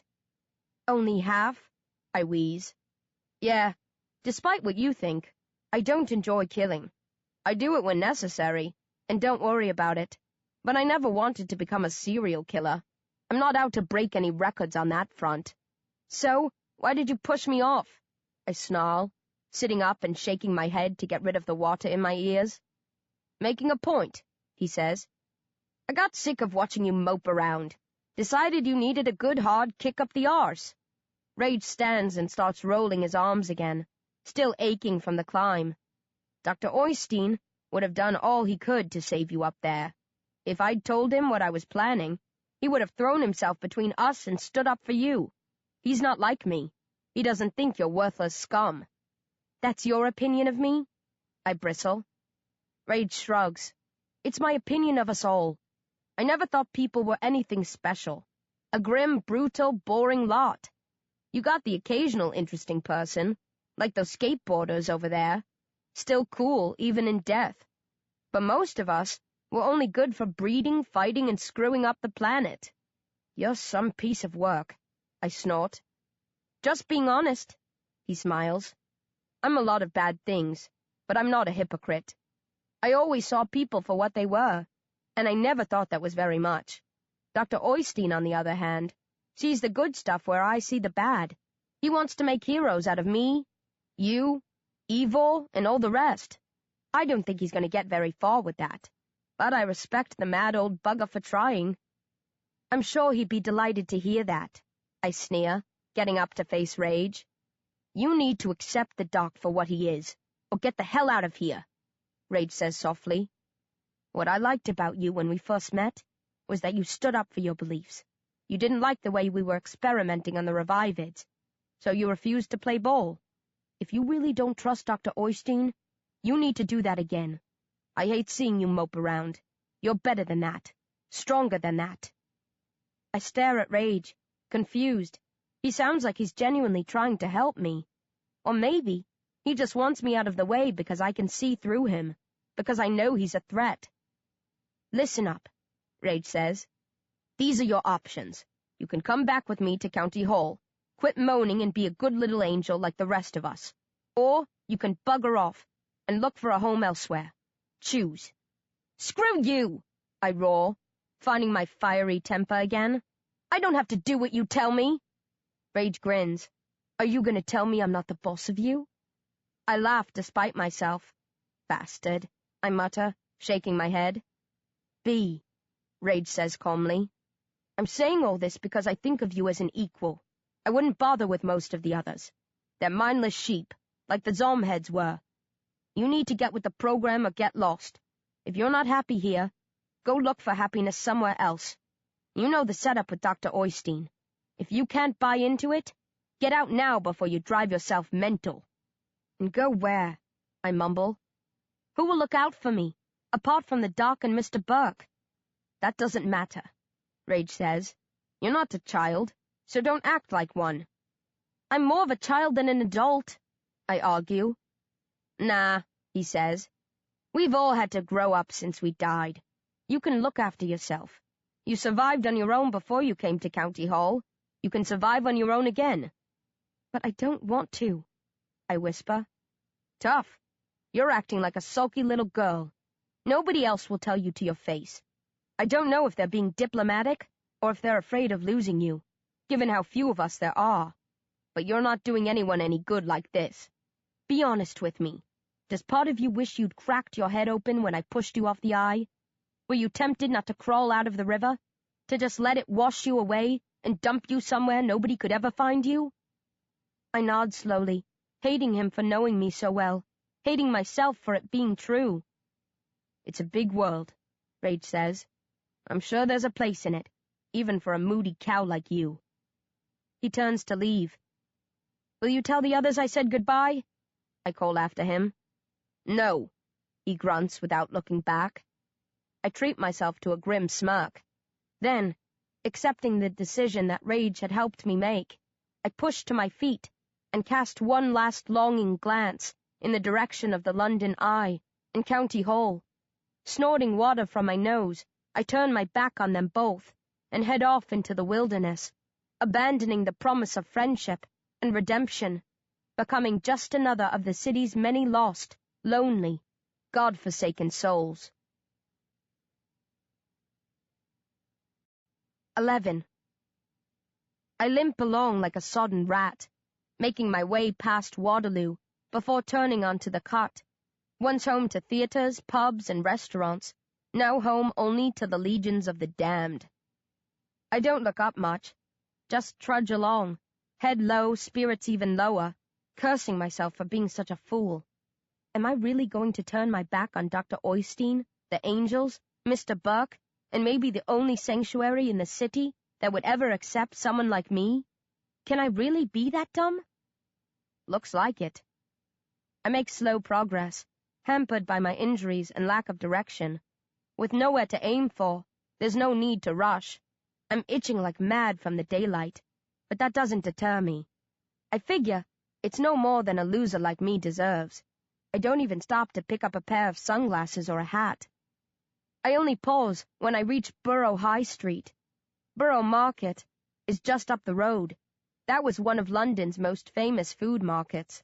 Mum dragged me round it once to check it out. She decided it wasn't any better than our local markets, and a lot more expensive, so she never came back. I'm sure the food stocks have long since rotted, and even if they haven't, food is of no interest to me these days. But most of Borough Market was a dark, dingy place, built beneath railway viaducts. I bet the area is packed with zombies. Ever since I revitalized, I've looked for a home among the conscious. Maybe that's where I've gone wrong. I might fit in better with the spaced-out Walking Dead. I turn left and shuffle along. As I guessed, the old market is thronged with zombies, resting up to avoid the irritating light of the day world. I nudge in among them, drawing sharp, hungry stares. I rip a hole in the front of my t-shirt to expose the gaping cavity where my heart used to be. When they realize I'm one of their own, they leave me be. All of the shops are occupied, but I find a vacant spot in a street stall. There are a few rips in its canvas roof, through which old rainwater drips, but it's dry and shaded enough for me. There are even some sacks nearby that I shake out and fashion into a rough bed. When I'm as comfortable as I can get, I take off my clothes and toss them away.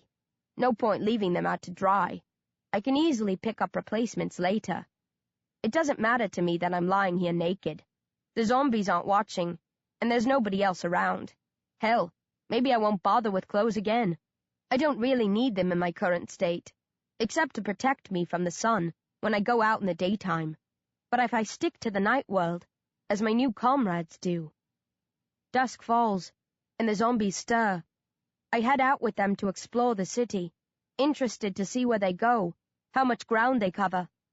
I hunted with revivids when I first left the shelter of the underground complex, but I never spent a huge amount of time in their company. I'd follow a pack until we found brains, or, if they didn't seem to know what they were doing, I abandoned them and searched for another group. Some of the zombies peel off on their own, but most stay in packs, usually no more than 7 or 8 per cluster. Hard to tell if they're grouped randomly, or if these are old friends or family members, united in death as they were in life. They don't take much notice of one another. No hugging or fond looks, unless they communicate in ways that I'm not able to understand. There's a woman in a wheelchair in one of the packs. Curious to see how she fares, I pick that one and stick with it for the whole night, trailing them round the streets of Borough and the surrounding area.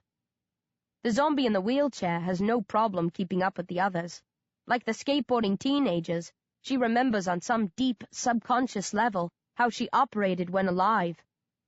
They don't seem to be moving in any specific direction, though, taking corners without pausing to think, circling back on themselves without realizing it, covering the same ground again.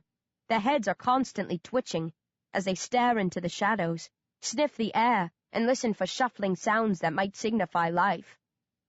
Rats are all over the place, foraging for food. They clearly don't consider the zombies much of a threat. And from what I see, they're right not to. One member of the pack catches a couple of rodents that were rooting around inside the carcass of a dog. He bites the head off each and chews them with relish. But those are the only successes of the night. The other zombies spend a lot of time stumbling after rats. The disabled woman launches herself from her wheelchair when she senses a kill, then sullenly drags herself back into it afterwards. But the fanged little beasts are too swift for them. I know from chatting with the angels that some zombies hole up in a particular place and stay there. Jacob did that when he was a revivid, made his base in the crypt of St. Martin in the Fields. But these guys don't have that inclination, and rather than head back to the market when dawn breaks, they nudge into a house, just off the New Kent Road, and make a nest for the day. The disabled woman struggles to mount the step into the house. She moans softly, but the others don't help her. Finally, she throws herself forward, leaving the chair to rest outside until she re-emerges when it's night again. I stand by the wheelchair, scratching my head and scowling. I'd hoped to make a connection with the zombies of Borough Market, slot in with them, find a place to call my own. As deranged as they are, many still function as they did in the past, driven by instinct and habit, to behave as they did when they were alive. I thought the locals of the market might grow used to me, nod at me when they saw me, invite me to hunt and eat with them. Doesn't look like that's the case, not if this pack is anything to go by. They hunt together for some unknown reason, but they have no real sense of kinship. It's every zombie for him or herself. I could go back and try again, follow another group when night falls, and see if they prove any brighter or more welcoming. But what's the point? I'm not the same as these poor lost souls, and there's nothing to be gained by pretending that I am. Why the hell would they bother about an outsider like me when they don't even truly care about their own? You're a mug, B, I mutter, and getting muggier every day. With a sigh, I turn my back on the house of zombies and head off on my own again. If a home exists for me in this city, it isn't among the revivids. Not unless I choose to go without brains for a week or two. I'd revert if I didn't eat, lose my mind, become one of them. It doesn't sound like much of an option, but I consider it seriously as I hobble away. After all, what's worse, having company as a brain-dead savage? Or remaining in control of your senses, but feeling lonely as hell all the time? 12. I can't tolerate the daylight without clothes. My skin itches like mad, and my eyes feel as if they're being burnt from the inside out. So I make for the shopping center in the Elephant and Castle. It's hardly a shopping mecca, but I find jeans, a t-shirt, a hoodie, a baseball cap, and a jacket with a high collar. I pull on gloves and a few pairs of socks, finish up by tracking down some sunglasses. I pick up a bottle of eye drops in a pharmacy and squirt in some of the contents while there. My eyes would dry out without regular treatment. I wouldn't go blind, but my vision would worsen. I'm also going to need heavy-duty files for my fast-growing teeth and bones, since I left all mine at County Hall, but I can sort those out later. It will be a few days before my teeth start to bother me. Hell, maybe I'll just let the buggers grow. I mean, if I don't have anyone to chat with, what difference does it make? Loaded up with supplies, and having ripped a hole in the front of the hoodie and t-shirt to reveal my chest cavity, I head back up the New Kent Road. I'm still in a lot of pain from the fall of the eye, but I can cope with it as long as I don't rush. I've dealt with worse in the not-too-distant past.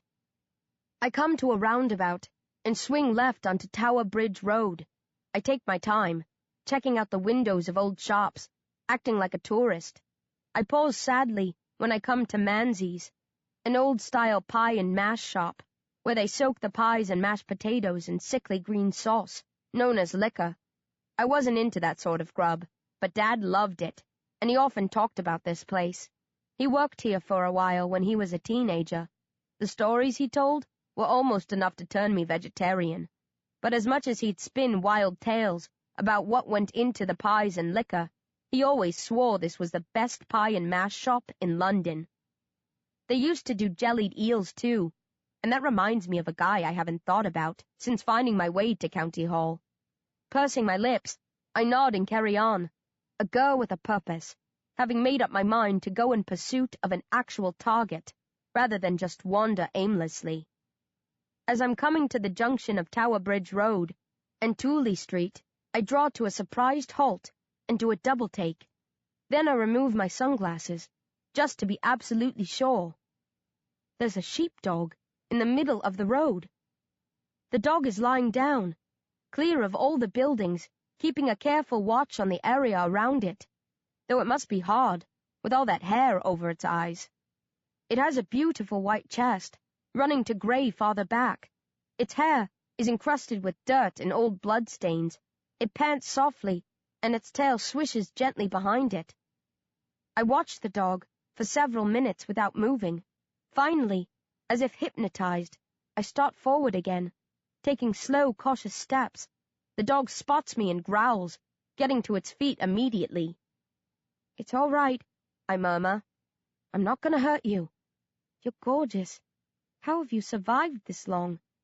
Are you lonely like me? I'm sure you are." The dog scrapes the road with its claws and growls again, but doesn't bark. It must have figured out that barking attracts unwanted attention. Zombies don't like the daylight, but they'll come out if tempted. There aren't many large animals left in this city. Most of them were long ago hunted down and torn apart by brain-hungry revivids. This dog knows that it has to be silent if it wants to survive. I stop a safe distance from the dog and smile at it. I want it to trust me and come to me. I picture the pair of us teaming up, keeping each other company, me looking out for the dog and protecting it from zombies, while in return it helps me find fresh brains. this could be the start of a beautiful friendship. You and me aren't that different, I tell the dog. Survivors in a place where we aren't wanted. Alone, wary, weary. You should have headed out to the countryside. You'd be safer there. The pickings might be richer here, but the dangers are much greater. Why haven't you left? The dog stares at me with an indecipherable expression. I don't know if it sees me as a threat or a possible mistress. Hell, maybe it sees me as lunch. I doubt a dog like this could be much of a threat, but maybe it's tougher than it looks. It might have survived by preying on zombies, ripping their throats open, using the element of surprise to attack and bring them down. I spread my arms and chuckle at the thought of being taken out by a sheepdog. I'm all yours if you want me. I've no idea what zombies taste like, but anything must be better than rat. The dog shakes its head. I know it's just coincidence, that it can't understand what I'm saying, but I laugh with delight anyway. Stay here, I tell it. I'll fetch a bone for you to chew, and a ball to play with. I start to turn, to go and search the shops of Tower Bridge Road. As soon as I move, the dog takes off, tearing down the street to my right, headed east.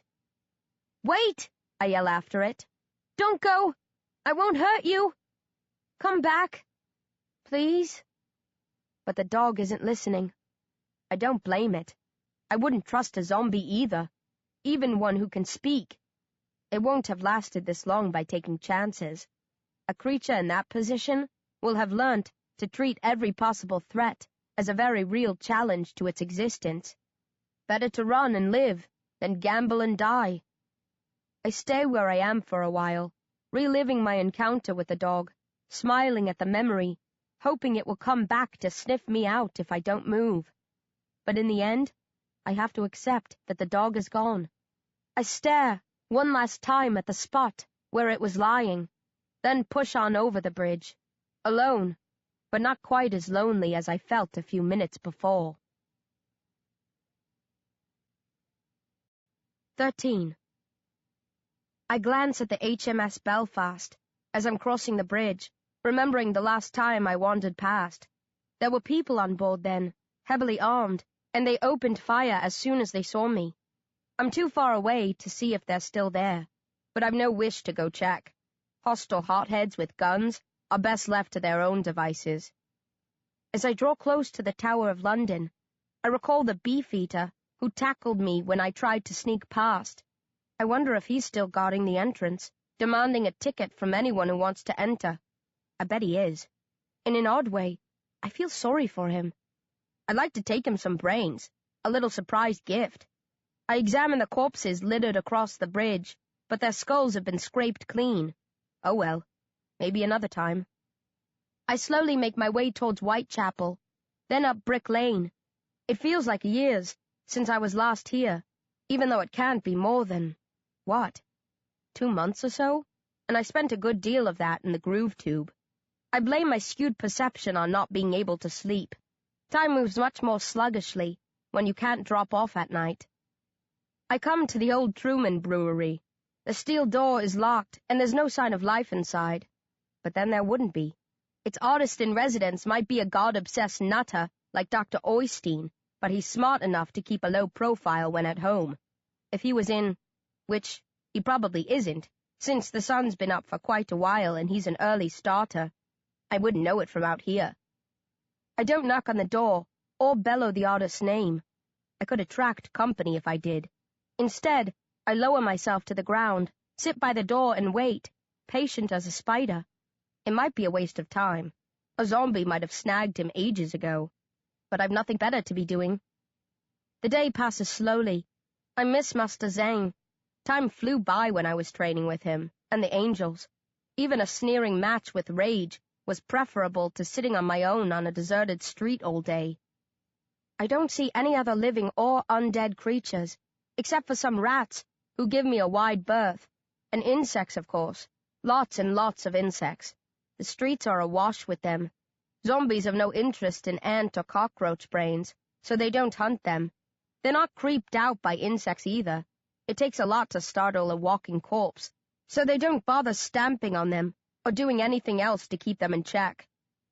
I pass the hours counting the different types of insects that I see. I lose track a few times, until eventually I give up altogether. Then, late in the afternoon, I spot a man walking along, lugging an easel and whistling softly. I bet he doesn't know what he's whistling. He must be doing it subconsciously, unaware of the noise he's making. Even a soft whistle like that could bring a pack of zombies down on him, daylight or not. He's almost at the door before he spots me. As soon as he does, he yelps, drops the easel, and turns to flee. "It's all right, Timothy," I call. "It's me, B."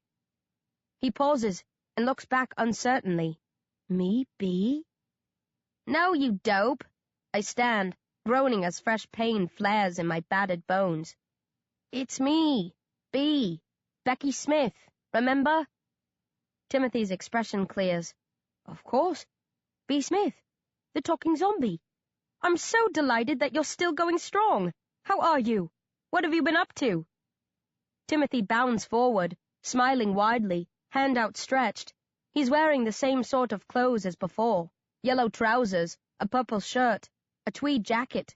His brown hair is even longer than when I last saw him, shot through with streaks of paint.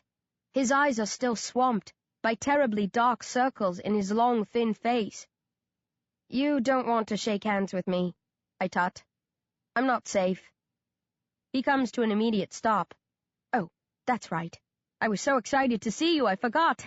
Silly me." He lowers his hand and chuckles. "As you can probably tell, I haven't spoken to anyone since we last met. I'm desperate for company. The painting keeps me going, but there's nothing like a good old bit of gossip to really stir the senses."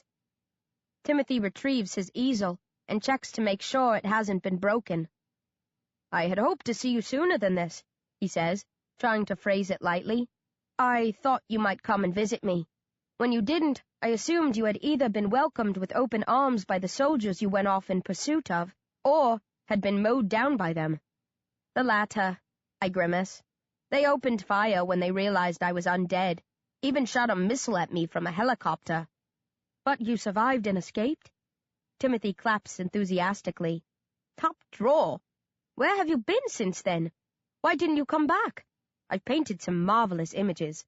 I'd love to share them with you." "I've been busy," I mutter. "Things took a strange turn.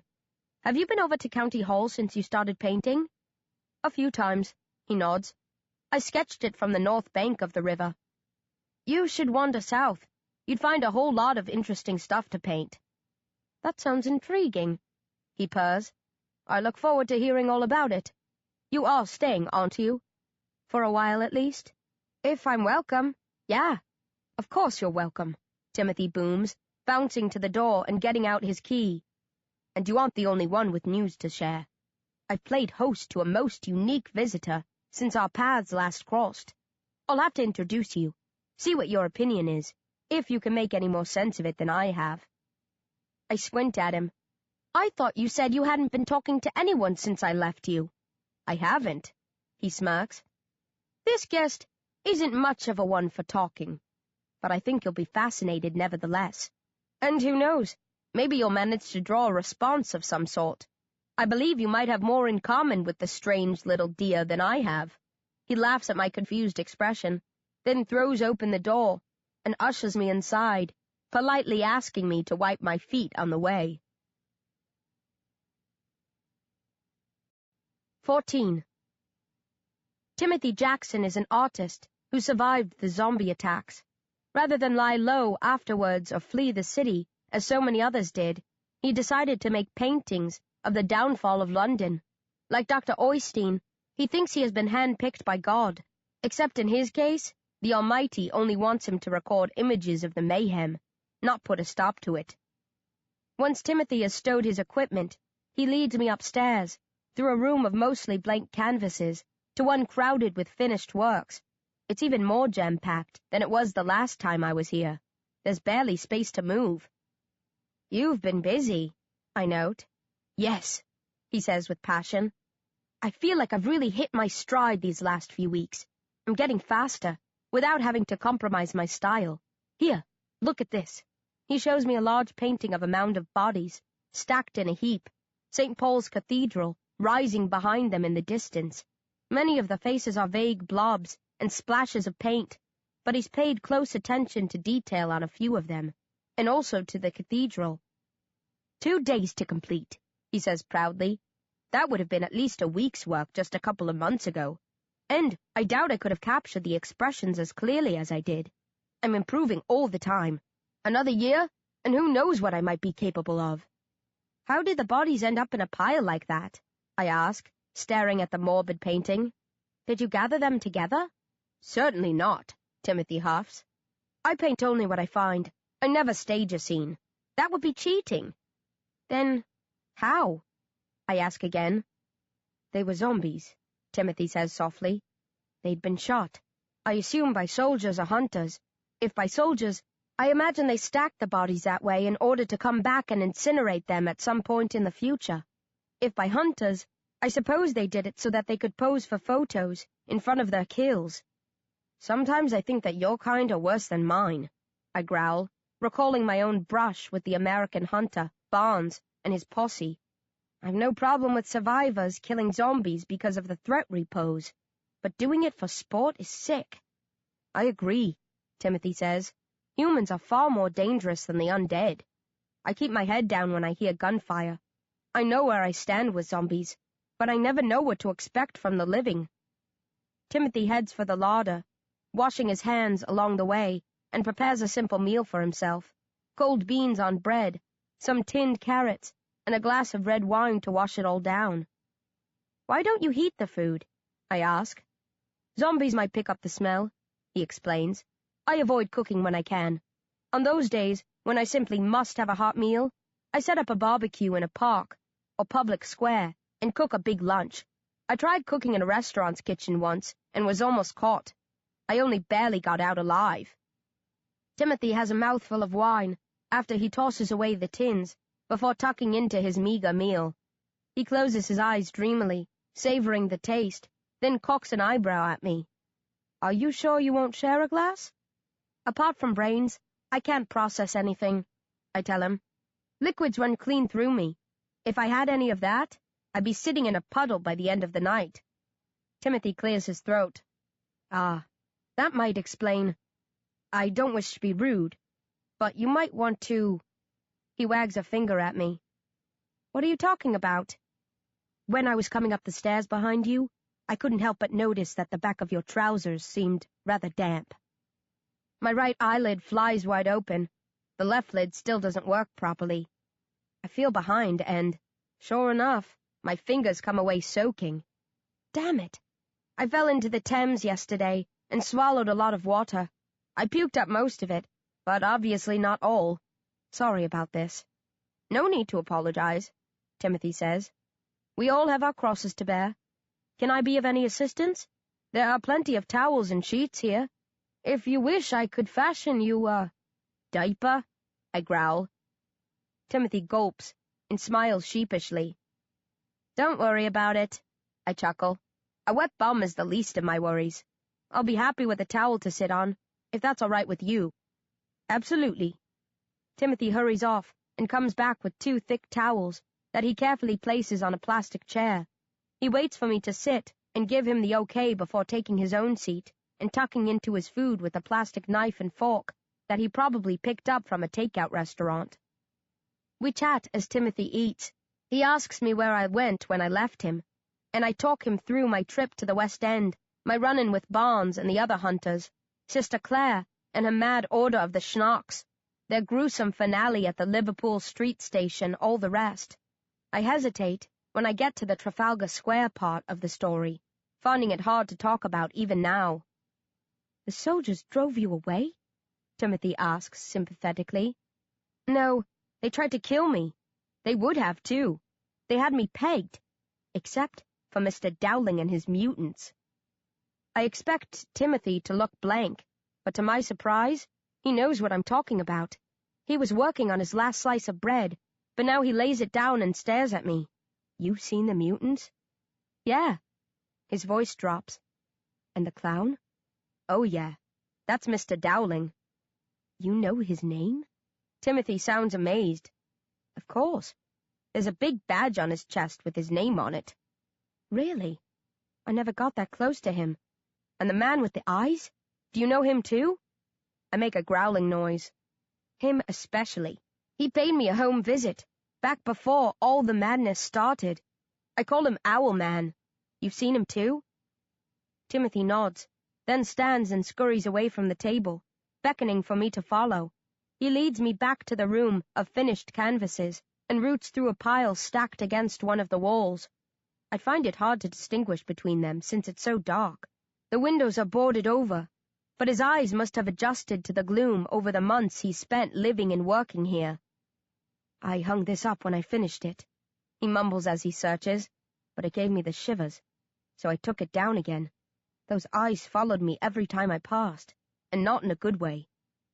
He produces a medium-sized canvas and carries it to one of the rooms with no windows, the only places in the building where he dares turn on lights at night. He sets the painting down and stands back to study it, then slides aside to make space for me. I don't recognize any of the buildings, just plain office blocks that could be anywhere in London, but there's no mistaking the horrific clown at the center of the painting, Mr. Dowling, in all his dreadful finery. I'm familiar with the mutants surrounding him, too, in their standard hoodies, with their rotting skin and yellow eyes. And there's Owl Man, tall and thin, except for a ridiculously round potbelly. He has white hair and pale skin, but doesn't appear to be deformed in any other way, except for his eyes, the largest I've ever seen, at least twice the size of mine. They're almost totally white, but with an incredibly dark, tiny pupil at the heart of each. If I hadn't seen him in the flesh, I wouldn't have believed his eyes could have been that big, I whisper. I know, Timothy says. I almost made them smaller, to make them appear more in keeping with the size of his face, but I try not to distort reality when I paint. What are they doing? I ask. Just talking. At least the man with the eyes was talking. The clown didn't seem to say much. He can't speak. He communicates with his mutants by making squeaking noises that they can interpret. Timothy stares at me. You seem to know a lot about them. Our paths have crossed a few times. I study Mr. Dowling, an Owl Man. The clown is the more frightening of the two, but Owl Man's eyes are unsettling. As Timothy says, they seem to follow me when I move. I wouldn't want to run into either of those eerie men on a dark night. Or a sunny day, come to that. Where did you see them? I ask, turning away from the painting and trying to put it from my thoughts. Somewhere in the city, Timothy says. I was wandering as normal, saw them in the distance, and decided after one look that they weren't the sort of people I'd like to get better acquainted with. I managed to sneak close enough to sketch them. They didn't hang around for very long. As soon as they left, I hurried back here and worked up the painting. I didn't want to forget any of the finer details. When was this? He has to think. Not long after you left. Maybe a week or so after. Have you seen them since? He shakes his head. I haven't been looking either. There are some things that even I shy away from. I'm determined to capture this city in all its nightmarish glory. But I've a feeling I wouldn't last long if that clown and his crew were aware of me. I doubt they'd be as easy to shake off as the zombies if they gave chase. You've got that right, I sigh. They let me go for some reason, but if they'd wanted to stop me, I don't think I could have done a hell of a lot about it. Do you know anything else about them? Timothy asks. Where they came from, what they are, what they might be planning? No, I chuckle sickly, but I know a man who does. At least, he thinks he does. You're not the only guy working for God in London. And if this other prophet is to be believed, that clown is your direct opposite. If you were sent by God to paint the city as you find it, that nasty bugger was sent by the devil to paint it black. Timothy gapes at me, lost for words. I laugh at his expression and shake my head. Come on, let's go back to the kitchen. I'll tell you all about it while you finish your food. Those creeps aren't worth missing a meal over. 15.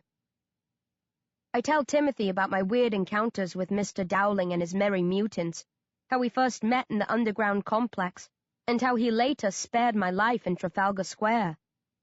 I don't know why he didn't kill me, although, having said that, I haven't seen him harm any zombies. Maybe he only kills living people.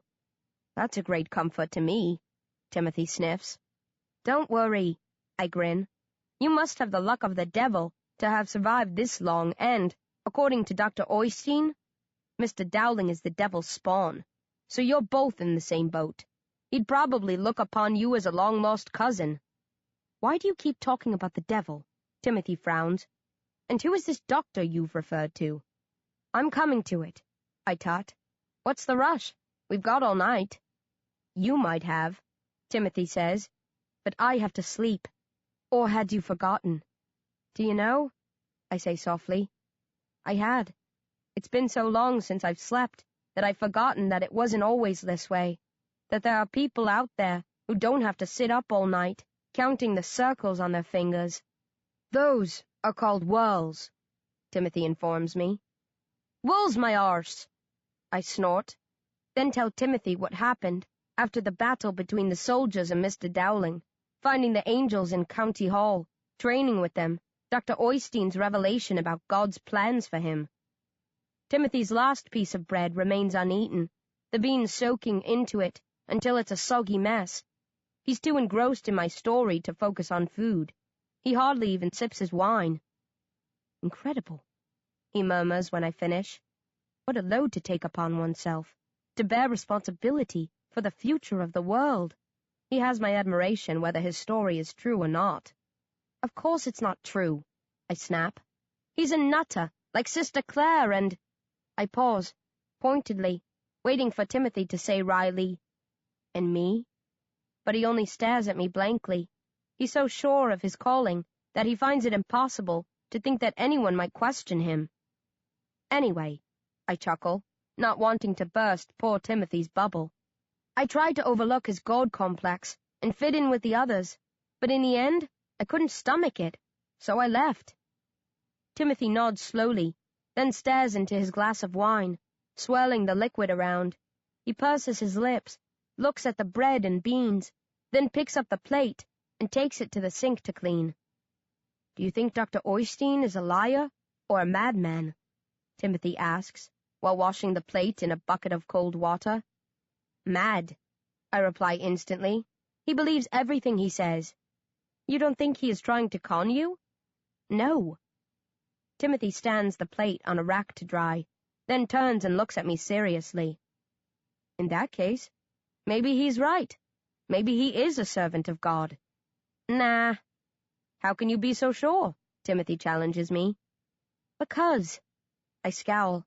Look, I don't want to piss you off, but it's rubbish, isn't it? God, the devil, heaven and hell, reincarnation. I mean, I dunno.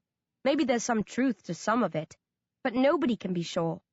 There have been so many different religions over the years, so many truths. How can one be right and all the others wrong? I don't think it's about being absolutely right, Timothy says. The main message of most religions is the same. Be kind to other people, lead an honorable life, don't cause trouble. I've always seen God as a massive diamond with thousands, maybe millions, of faces.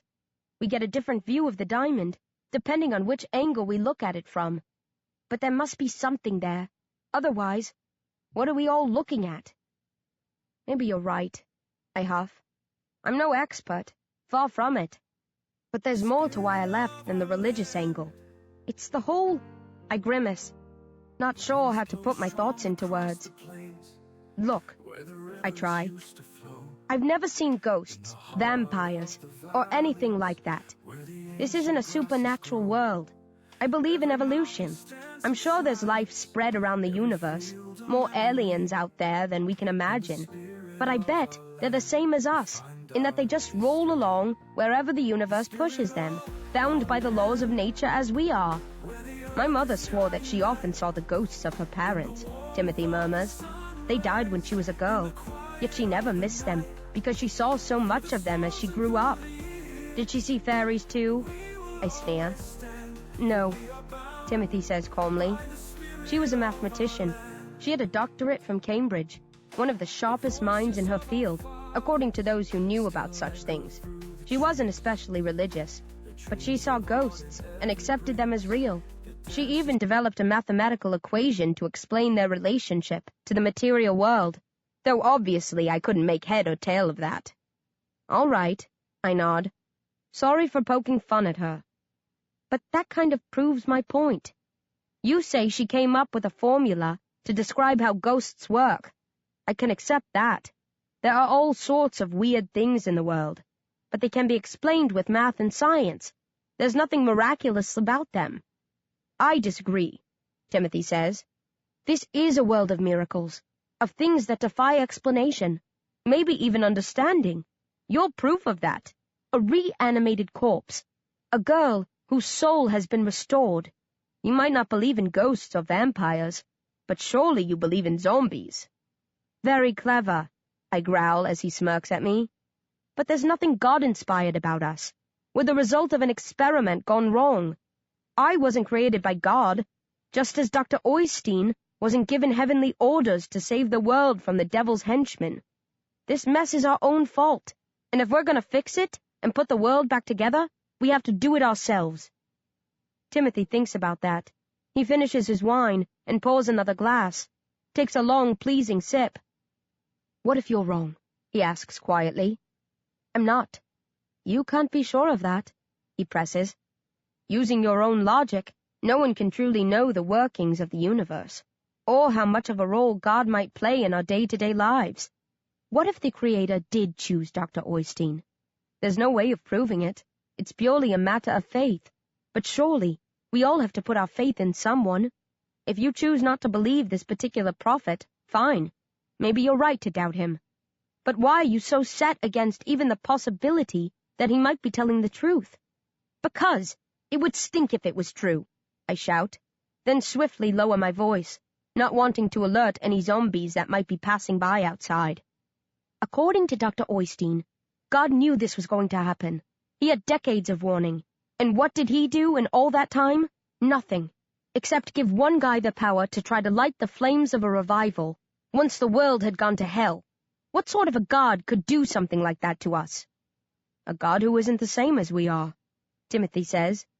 A God who has more to worry about than just our fate.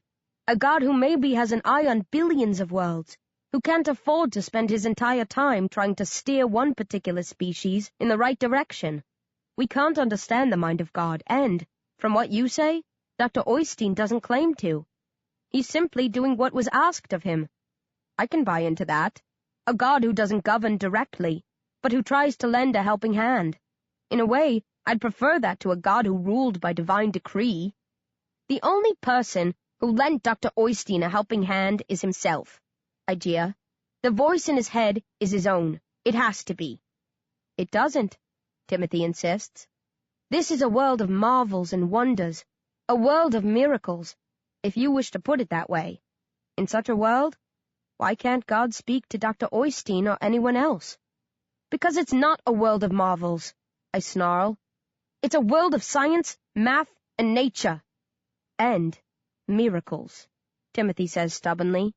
There are things that science can't explain, wonders that confirm there is more to this universe than we know.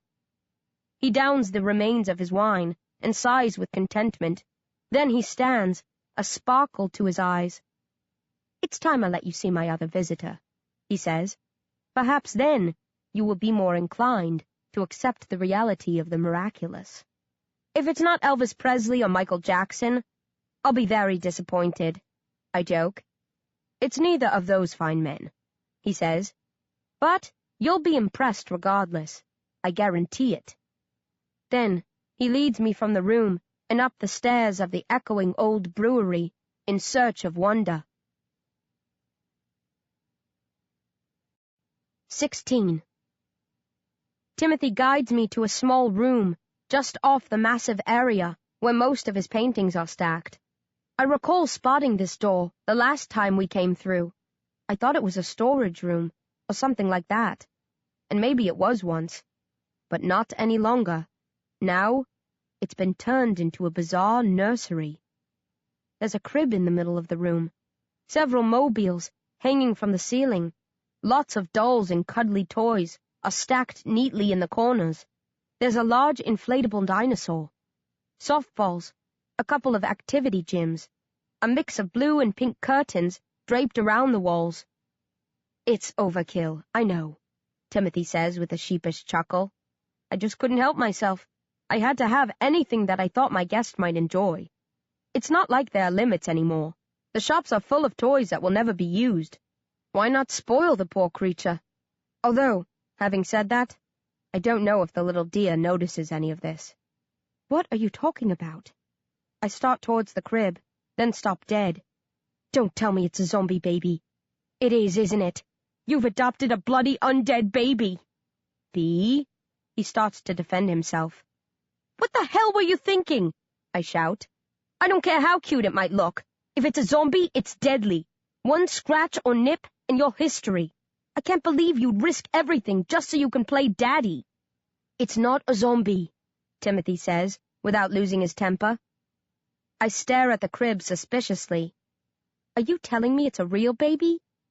I wouldn't describe it that way either. You're not making sense, I scowl. That's why you have to go and look, he smiles. I don't want to. Something about this feels wrong. I want to back out and get far away from here, and whatever's in the crib. But fascination propels me. I edge forward, cautiously, ready to turn and run if I sense a threat. Then, I come within sight of the baby, and I freeze. My right eye widens, and even my injured left eyelid lifts a bit.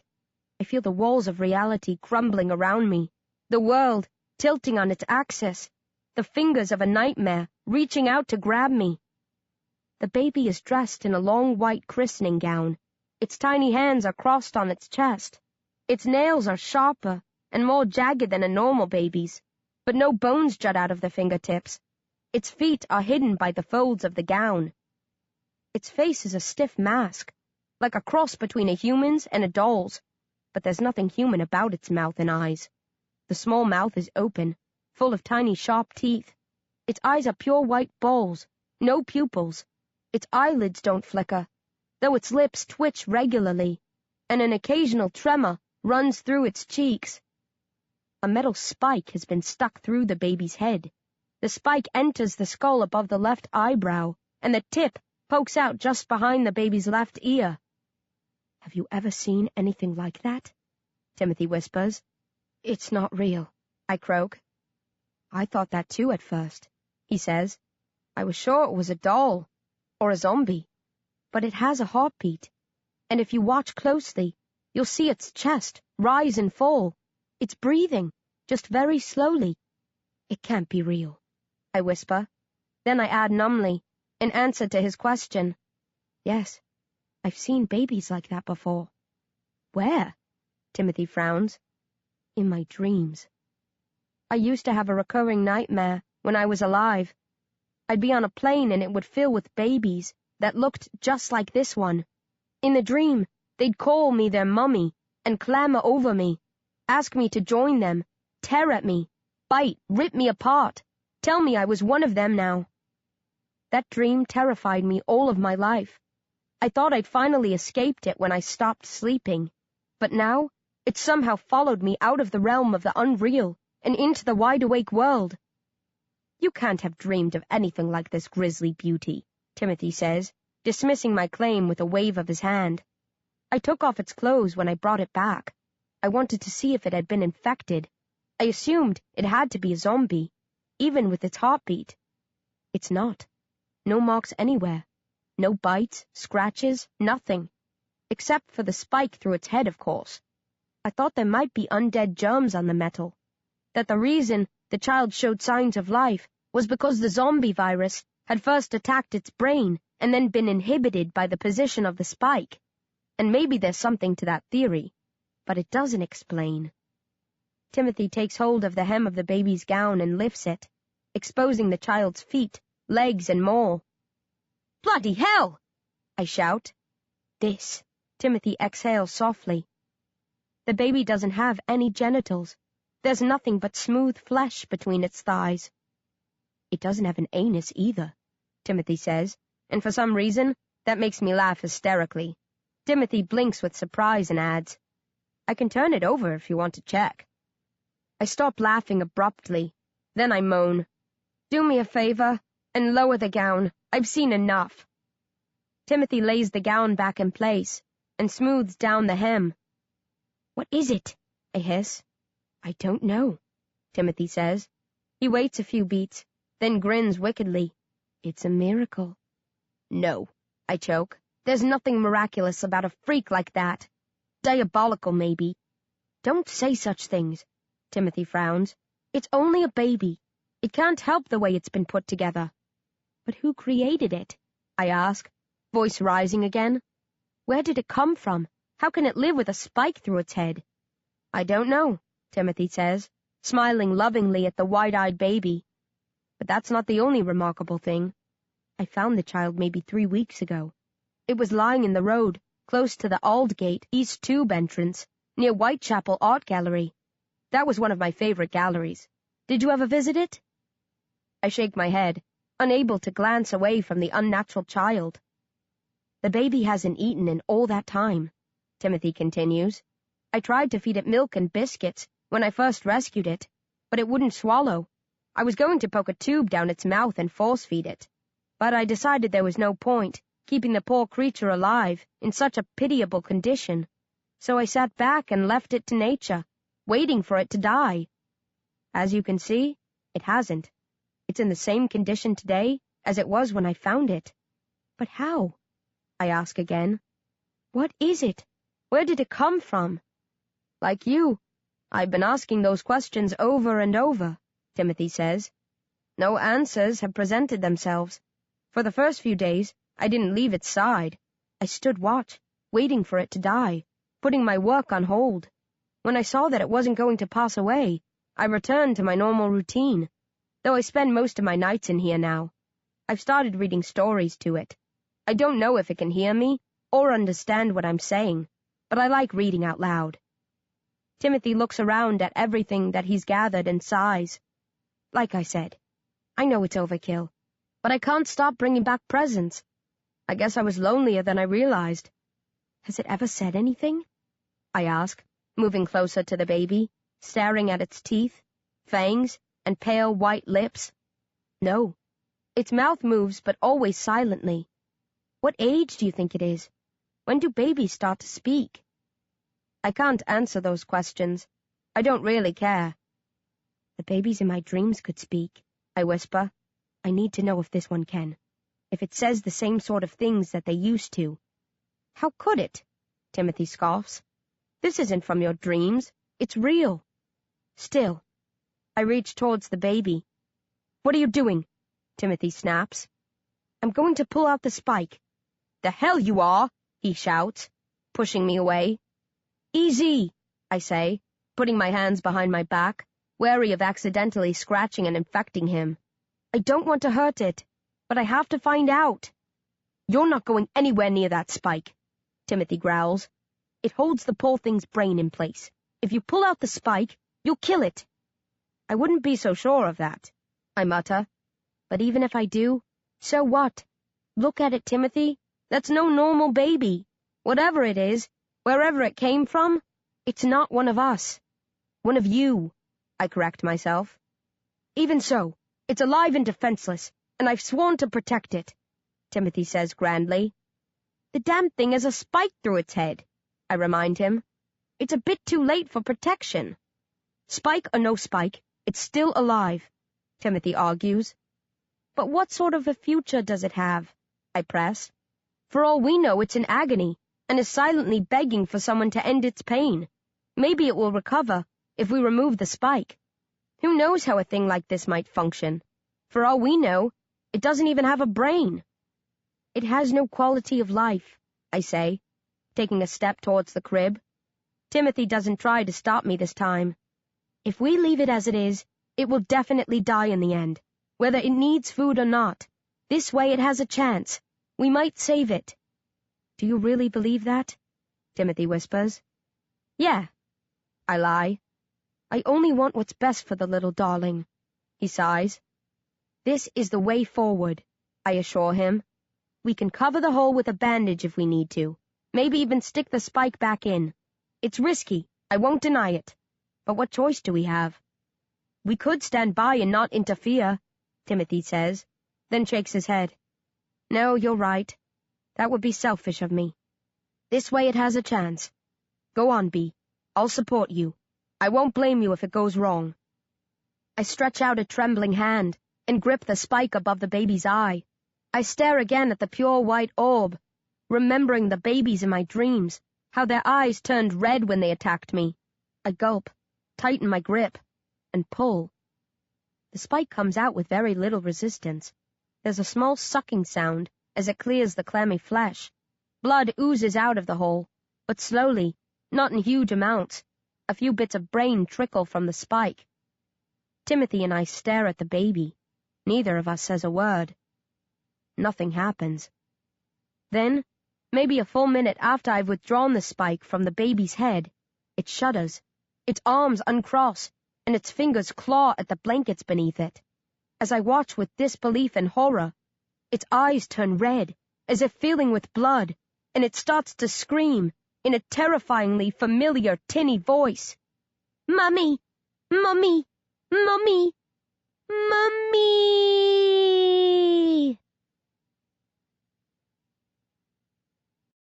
17. The baby keeps squealing, the same word repeated without even a pause for breath, calling for its mummy. The high-pitched noise cuts through me, making me wince and grind my teeth. Timothy is staring slack-jawed at the whining red-eyed child. Make it stop, I bark, covering my ears with my hands. How? Timothy asks. Stick the spike back in its head. No, he says, face turning a shade paler at the thought. We can't do that. Let's find it a pacifier. He lurches to a shelf stacked with baby stuff. He roots through the neat pile until he finds one. He hurries back and leans over the crib, cooing to the hellish baby. There, it's all right. We'll take care of you. No need to cry. Does it hurt? We'll make the pain go away. You're our little baby, aren't you? Less of that crap, I snort, shuddering at the thought of being mother to such an unearthly creature. Just shut the damn thing up. Be nice, Bee, Timothy tuts, then yelps and takes a quick step away from the crib. It tried to bite me. Oh, give it to me, I snap, nudging him aside and taking the pacifier from him. I bend over, fingers of my left hand extended to widen the baby's mouth if necessary. Before I can touch its lips, the tiny creature's head shoots forward, and its fangs snap shut on the bones sticking out of my middle and index fingers. Let go! I roar with fright, and try to pull my hand free. The baby rises with my arm, dangling from the bones, fangs locked into them, chewing furiously, head jerking left and right. I wheel away from the crib, shaking my arm, trying to dislodge the monstrous infant. Timothy is yelling at me to be careful, not to drop the child. I swear loudly and try to hurl the baby loose. I lose my balance, crash into the inflatable dinosaur, and stumble to my knees. As I push myself to my feet again, the baby chews through the bones, drops to the floor, and collapses on its back. It immediately resumes screaming for its mummy. Bloody hell, I pant, retreating swiftly. My hand is trembling. I told you it wasn't a good idea, Timothy says smugly. It obviously doesn't want a pacifier, and with teeth like that, who are we to argue? Sod what it wants, I snarl. We have to shut it up. You can try again if you wish, Timothy chuckles. Personally, I like my fingers the way they are. Those teeth are amazing. I wonder what they're made of. You go on wondering, I growl, crossing the room to pick up the spike. I'm putting a stop to this. No, Timothy says sternly. You can't do that. I bloody well can, I huff, advancing on the wailing baby. Timothy steps in my way and crosses his arms. Move it, painter boy. I'm not playing games. Neither am I, he says. You're not sticking that into the baby's head. You might kill it. Do I look like I care? No. That's why I can't let you proceed. You're not thinking clearly. You're upset and alarmed. Understandably so. But when you calm down, you'll see that I'm right. This is a living baby, calling for its mother. It's afraid and lonely, probably in pain and shock. We have to comfort it, not treat it like a rabid animal that needs to be exterminated. Didn't you see what it did with those teeth? I roar, waving my gnawed finger bones at him. Yes, but to be fair, you were attacking it. I would have bitten in self-defense too if you'd come at me like that. But you wouldn't have been able to chew through my bones, I note angrily. So its teeth are tougher than ours. He shrugs. What of it? There's no reason to risk the poor thing's life. I can't let you stick that spike in again. How are you going to stop me? I challenge him. Just by standing here, he says. You'll have to wrestle me out of the way to get to the baby. If you do that, you'll almost certainly scratch me. That would mean my death. I don't think you'd kill me so recklessly. I'm a zombie, I say softly, moving closer, going up on my toes to give him the evil eye. You don't know how my mind works, what I'd do if pushed. Perhaps, he says, but I'm willing to take that chance. This baby needs our help and love. It's our duty to study it, protect it, nurse it back to health. It can talk, so perhaps it can answer our questions when it recovers, tell us where it came from, what it is. The babies never wanted to discuss much in my dreams, I sniff. They only wanted to slaughter me. But this isn't a dream, Timothy says. The baby simply reacted the way any cornered creature would. Look at it lying there now, helpless as a baby. It doesn't pose a threat to us. I shake my head stubbornly. It's a monster. Of course it poses a threat. You're a monster too, Timothy smiles. But I'm not afraid of you, and I'm not afraid of the baby either. We can be its foster parents. I stare at him oddly. What? Become a couple? Of course not, he smiles. But we could be partners and raise it together. Why would I want to do that? Salvation, he says softly, stepping aside when he sees me hesitate. My paintings have kept me busy, and I plan to carry on doing them for as long as I can. But I lost a lot that defined me as a human when the world fell. Maybe this baby is a way for me to retrieve some of my humanity. And for you too. I haven't been truly happy since the zombies took control. Content, yes, with my artistic output. But happy? No. I don't think you're happy either. This is a chance for us to put the darkness behind us for a while. What if you're wrong? I croak. What if the baby's as monstrous as it looks, and only drags us further into trouble? Timothy shrugs. Isn't it worth taking that risk? I have a clear line of attack now. If I darted at the baby, Timothy wouldn't be able to stop me. I could smash its skull with the spike, crush its throat, rip it to pieces.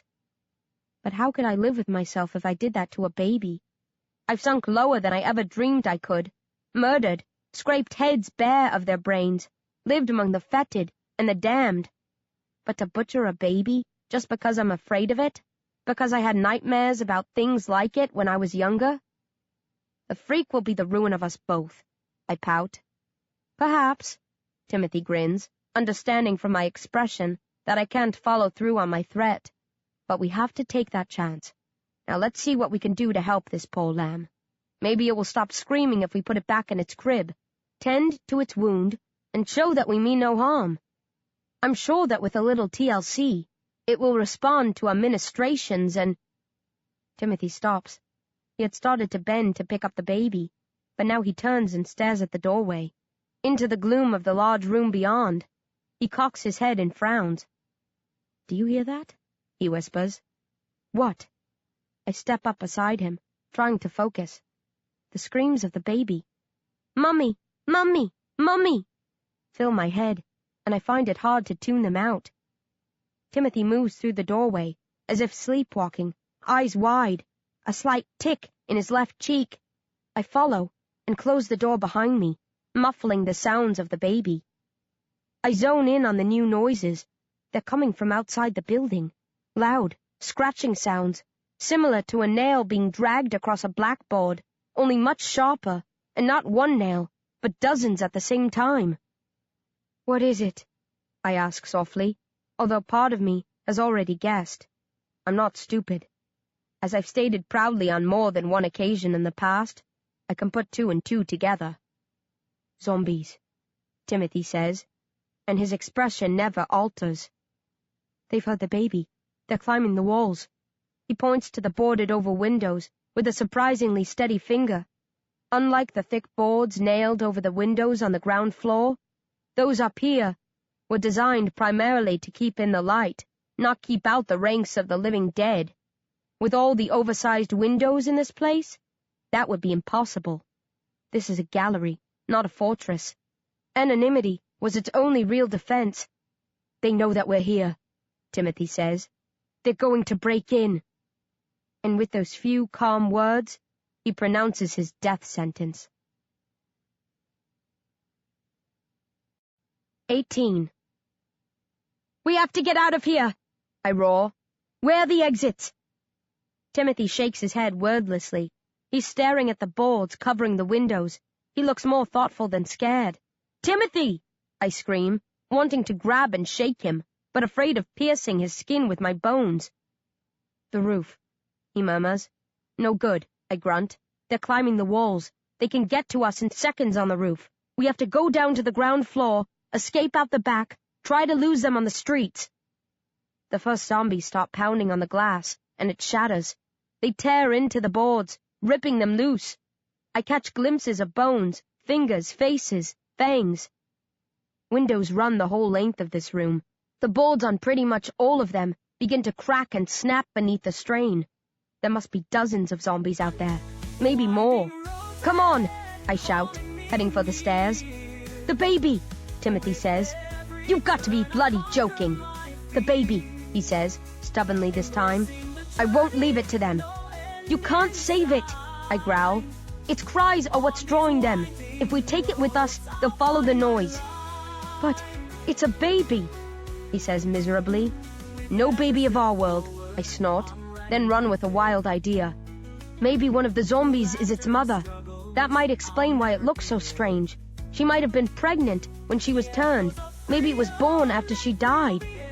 That sounds feasible, Timothy nods. If that's the case, they might accept it as their own. It might find a home with them. Or they might rip it to shreds, Timothy notes glumly. Maybe zombies stuck the spike through its head in the first place. I roll my eyes. Either way, the baby's going to be theirs in a minute. We can't stop them. We can put up a pointless fight and get torn apart or focus on our own necks and maybe make it out of here. Your choice, Timothy. I already died once. If they kill me again, it's not that big a deal. I wait for him to make up his mind. I'll stick by him no matter what he decides. He's my friend, and I want to do whatever I can to protect him, even though I know I can't. Timothy licks his lips, torn between wanting to be a hero and knowing his limits. There's a loud snapping noise, and the first of the zombies tumbles through the broken boards. God forgive us, Timothy cries, and races for the stairs, leaving the screeching baby to whatever fate has in store for it. We pound down the stairs, taking them 2 or 3 at a time. I'm in agony, my broken ribs digging into my flesh and organs with every lurching movement. I ignore the pain as best I can, trying to focus on Timothy and getting him out of here before the zombies catch up. We race through the room of blank canvases and supplies, the sound of the snapping boards above following us like the beat of tom-toms. Almost there, Timothy pants, overtaking me as I stumble. There's a door at the rear of the building, which I earmarked for an eventuality such as this. It opens quickly and quietly. If we can get outside, there's a good chance we can... He stops. Keep going, I snap. This is no time to... I stop too. We've come to a short set of steps. They lead to the main downstairs room, a huge open space. The windows at this level were boarded over professionally to keep out zombies. This should be the safest room in the entire building. It's not. The boards have held. So has the front door. But there are other doors. I'm sure that Timothy and the people who occupied this building before he came here did all that they could to secure those entrances. But there must have been a weak link somewhere, a chain that snapped, a lock that broke, hinges that crumbled. Because the room is thick with zombies. They stand silently, an army of them, motionless, faces raised to the ceiling, as if trying to determine exactly where the shriek of the baby is coming from. Timothy trembles, losing his cool at last. "Easy," I whisper. "They're not moving. They look like they're in some kind of a trance. We might be able to slip through them." I take a step down. No response. Another step. Not a single zombie moves. A couple more. Then I stretch out my right foot to take the final step. As soon as my toes touch the ground, the neck of every zombie snaps down as they lower their heads in perfect timing. They bare their teeth and snarl, then surge towards us without breaking ranks. "Bugger!" I scream, turning to start back up the stairs. "Come on!" I roar at Timothy. "We've got to try for the roof." "We'll never make it," he sobs, but tears along after me. We hurry through the room of supplies. Timothy is praying aloud, his words coming fast and furious, sounding like gibberish. We reach the stairs to the main gallery. They're clear. No sign of any zombies. I silently thank God and ask him for another minute. 60 seconds, that's all we need. If we can make it to the roof, Timothy can cling to my back, and I can either leap to another roof, or all the way to the ground. My legs should be able to take a drop like that. I might break a few bones, but it won't scramble my brain. Even if I can't carry on, Timothy can escape by himself. The zombies won't harm me once he's gone. He can return for me later. A minute. That's all we need. That's not too much to ask for, is it? Apparently it is. We're not even halfway up the stairs when the zombies from the upper floor come spilling towards us. They've made it through the windows and boards. They stagger down the steps, arms outstretched, leering hungrily. Timothy screams and turns to flee, but more zombies are coming up the steps, having tracked us from the room below. We're screwed.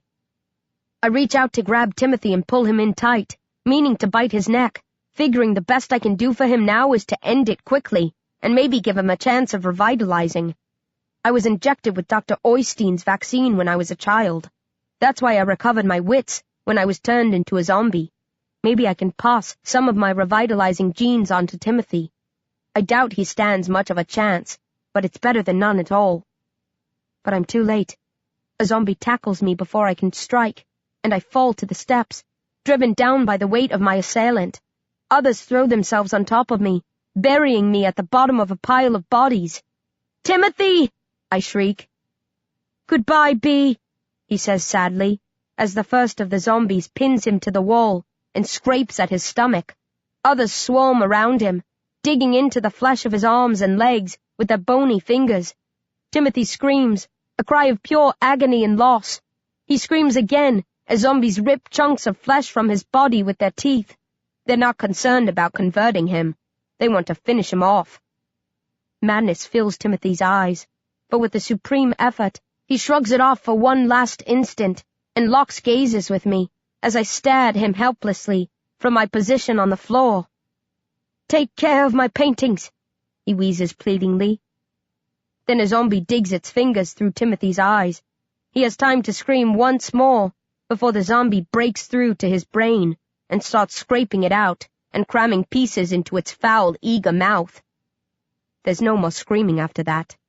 Timothy Jackson is dead and gone, and all I can do is wait for the zombies to rip me apart and maybe send my soul to join Timothy's in the peaceful, welcome realms beyond. 19. The zombies piled on top of me poke and maul me, unable to strike cleanly because so many are pressed in around me. Then, as the others retreat from Timothy's bloody, shredded remains, those holding me down fall still. I hear them sniffing, and I sense them cocking their heads, listening for a heartbeat. When they realize I'm dead, they go slack and stop pushing themselves off me, no longer viewing me as either a threat or a tasty treat. I rise with a groan, prop myself against the wall and stare miserably at all that is left of my autistic, eccentric friend. He was a crazy but sweet guy. He deserved better than this. But then, so did billions of others. In this world of savagery and death, there's only what you get. Deserve doesn't come into it anymore. The zombies don't budge. Those with nothing to eat aren't moving at all, just standing on the steps, faces raised again, looking towards the top of the stairs. They're all silent, motionless, eyes fixed on the same spot. It's eerie. I think about trying to slip away, but they reacted aggressively the last time I did that. I figure it's safer to give it some time, see what happens. I don't have to wait long. After about a minute, the zombies part, moving to both sides of the stairs, forming a bizarre guard of honor. They don't lower their heads as they shuffle over, gazes fixed on that same spot at the top of the stairs.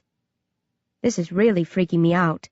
I ready myself to run, sod the consequences. I'd rather be torn apart than remain among this lot. There's something sinister going down, and I don't want to be here when it hits. But I'm too late. Even as I'm stretching out my foot to take my first tentative step, a pack of zombies appears at the top of the stairs. They march 3 abreast. They're holding their arms above their heads, linked together. Those at the front are children, then women, then men, arranged according to height, the way they would be if marching in a parade. The children pass me, 2 rows of them, then the women, 3 rows, then the men start to come past. The first half dozen have their arms linked over their heads, the same as the women and children. So have the men in the last 2 rows. But those between are holding something up high, as if it was a holy relic, except this is no religious artifact. It's the crib from the baby's room. As they draw level with me, the procession comes to a stop. I'm staring at the side of the crib.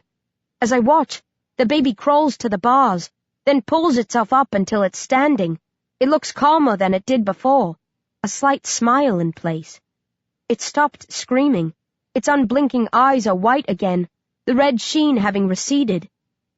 The baby is looking at me. "What the hell are you?" I moan. "Mummy," the baby says softly. "No," I wheeze, shaking my head, denying the claim. "I'm not your mother. I'm nothing to you."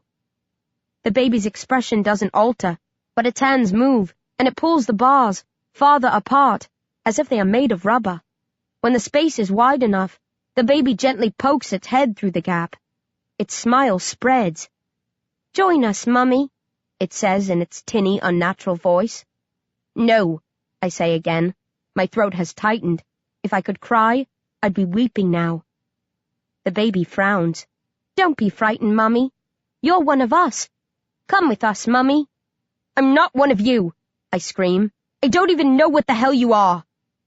The baby giggles. "Yummy, Mummy. Come." "I'm not coming anywhere," I snarl. "You're a bloody freak. I wouldn't spit on you if you were on fire." The baby seems to consider that. After a long pause, it draws its head inside the crib and bends the bars back into place. It looks disappointed. The zombies start to move again, down the stairs. The baby turns its face away, and I think it's over. Then they stop. The baby's neck swivels, and its nightmarish features swim back into view. Remembering the dreams I used to have, I expect it to tell me that I have to die now. I brace myself, waiting for the baby to climb the bars and hurl itself at me from the top of the crib. But this baby doesn't appear to have murder in its mind. Its eyes don't redden, and its mouth doesn't split into a vicious sneer. In fact, it looks sad, maybe even lonely. And when it addresses me again, it's not to threaten or scare me. Instead, it whispers something that makes me gape at it with bewilderment. "We love you, Mummy." With that, the macabre infant faces forward. It looks like a tiny prince or princess on a very grand throne, borne along by a team of devoted courtiers. It giggles, then the zombies resume their march. At the bottom of the stairs, they process through the room of supplies, then down the small set of stairs to the ground floor room and the exit. The zombies around me hold their position until the retinue passes from sight. Then they fall in behind and follow the crib and its carriers out of the building. A minute later, every single one of them is gone, and all that's left behind are the paintings, Timothy's scattered remains, and the most incredulous, slack-jawed girl the world has ever seen. 20. For a long time, I don't move. I don't even slump to the floor to take the weight from my weary legs. I'm frozen in place, replaying the scene in an endless loop inside my head, remembering everything about the baby, its face, what it said, how the zombies around it reacted. It was controlling them. It called for them when I removed the spike. They came in their hundreds, rescued it, took it wherever it told them to take it. Like the mutants who work for Mr. Dowling, the baby somehow has the power to make zombies do what it wants. But it didn't have the power to bend me to its will. I was able to resist its call, to follow it back to its lair. Or was I? Maybe it simply let me go. It called me its mummy. It said it loved me. Maybe it thinks I really am its mother. It might have the potential to control me, but chose not to exercise it because of the bond it believes we share. This is insane. This is impossible. This is terrifying. Eventually, I force myself to move. I struggle back up the stairs, taking them one slow step at a time. I shuffle into the nursery and gaze at the toys, the mobiles, the space where the crib stood. I spot the spike on the floor and seriously think about picking it up and driving it through my own skull. Escape from this world of horrors tempts me more than ever before. How can I witness something like this and carry on as if all is well, or can ever be made well again? Ultimately, I reject suicide, fearful that it might not achieve anything. The baby and its clones originally tormented me in my dreams. Now they've chased me into this world. Who's to say they couldn't follow me into the afterlife, too? I limp back down the stairs to the room of supplies and search for a bag. I find a suitable one without too much difficulty, empty it of its contents, then retrace my steps and gather up the remains of poor Timothy. I hate having to do this. It would be much simpler to just leave, but I feel like I owe him. I brought the zombies down upon him. If I hadn't come here, he might never have tried to pull the spike from the baby's head. He could have gone on living and painting for months, maybe years, until his luck ran out. He's dead because of me. The least I can do is tend to his remains and give him some sort of a halfway decent burial. I pick up every last scrap of Timothy, clothes as well as bones, skins, and organs. I bag them all. After a while, I realize I'm making a low moaning noise, the closest I can get to crying. I don't make myself stop. Job complete. I start to drag the bag down the stairs. I pause when I spot the trail of blood that I'm leaving behind. The bag isn't blood-proof. The bits inside are leaking. I find another couple of bags, more resistant to liquids than the first, and triple bag the corpse. That does the trick. There are no stains now. I lug the grisly package to the front door, then climb the stairs once more, get a bucket of water and a mop, and go to work on washing away the blood. Timothy's last request was that I looked after his paintings. The blood would attract flies and insects, maybe larger creatures like rats, which might attack the canvases. If I survive long enough, I plan to come back here every month or so, dust and clean, take care of the paintings, do all that I can to maintain the legacy of Timothy Jackson. That probably won't prove much of a comfort to him, where he's gone, but it's all I can do to honor his memory. When I'm finished cleaning, I return to the bag by the door and sit beside it. I don't want to go out until night has passed and day has dawned. Too many zombies at large in the darkness. Too many shadows in which the living dead and killer babies can hide. I spend the night silently thinking, re-examining the world, my life, the very nature of the universe. I thought I had it figured out. I told Burke, Rage, and Timothy that this wasn't a world of miracles. If God existed, he didn't get involved in what was happening to us. I couldn't see his hand at work anywhere. We were on our own. I was sure of it. The baby suggests to me that I was wrong. For years I dreamed of babies just like this one. They looked the same, wore the same clothes, had the same eyes and fangs, even said the same things. "Join us, Mummy. Don't be frightened, Mummy. You're one of us." How could I have dreamed about them, never having seen such a demonic baby until tonight? How could my nightmares have been so accurate? Correct, down to the tiniest detail. Did God send me visions of the future to prepare me for what was to come, so that I would realize he was real and put my faith in others that he had chosen? Does he want me for his team? I don't know. I want to believe. It would be so wonderful to think that I understood everything and had been handpicked by such a powerful being. But I can't. Not 100%. What I can do, however, after my run-in with the baby, is doubt. Not Dr. Oystein, but myself. There are enough questions in my mind now to make me far less sure that the doctor is deluded. I'm not saying I'm taking him at his word about God speaking to him, but I'm willing to listen to him now, to give him a chance, to put my faith in him. Hell, from where I'm standing after my experiences tonight, it makes as much sense as anything else in this wickedly warped world. 21. The sun rises, and I hold Timothy's remains outside. I shut the door behind me and hide the keys in the yard of the old brewery. I only remember the other door, the one the zombies used to get into the building, on my way down Brick Lane. I wince and think about retrieving the keys, going back inside and searching for the other entrance to seal it. Sod it, I mutter. Life's too short. I'll do my best for Timothy's paintings, but I'm not going to go overboard. Right now I'm exhausted. I'm not in my worst ever physical state. That was after Trafalgar Square. But mentally, I'm beat. I reckon I need to spend at least a month in a groove tube to recover. I can't face even the minor challenge of searching for an open door. I'll do it the next time I come. If zombies or other intruders beat me to the punch, sneak in before I return and wreak havoc, tough. I know where I want to take Timothy. I can't be sure, but I think he'd like it. Too bad if he doesn't, because he can't complain now. I lug the bag through the streets, shivering and straining, itching beneath the sun. I have my hoodie pulled up, but I forgot the hat and jacket. It should be a short walk, no more than 5 or 10 minutes, any normal time, but it takes me half an hour. I don't mind. I'm not in a rush. Finally, I reach my destination, Christ Church, Spitalfields, one of London's most famous churches, always popping up in films and TV shows about Jack the Ripper. It's a creepy place, but beautiful in a stark way, and I think Timothy would have appreciated it.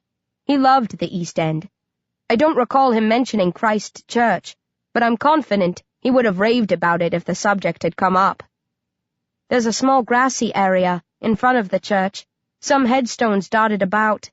I find a nice spot for Timothy, somewhere that looks like it gets a lot of sun, then go in search of a shovel. I find one in a shop in Spitalfields Market, a colorful designer spade for ladies who wanted to look chic in their garden. There are no zombies in any of the shops or restaurants.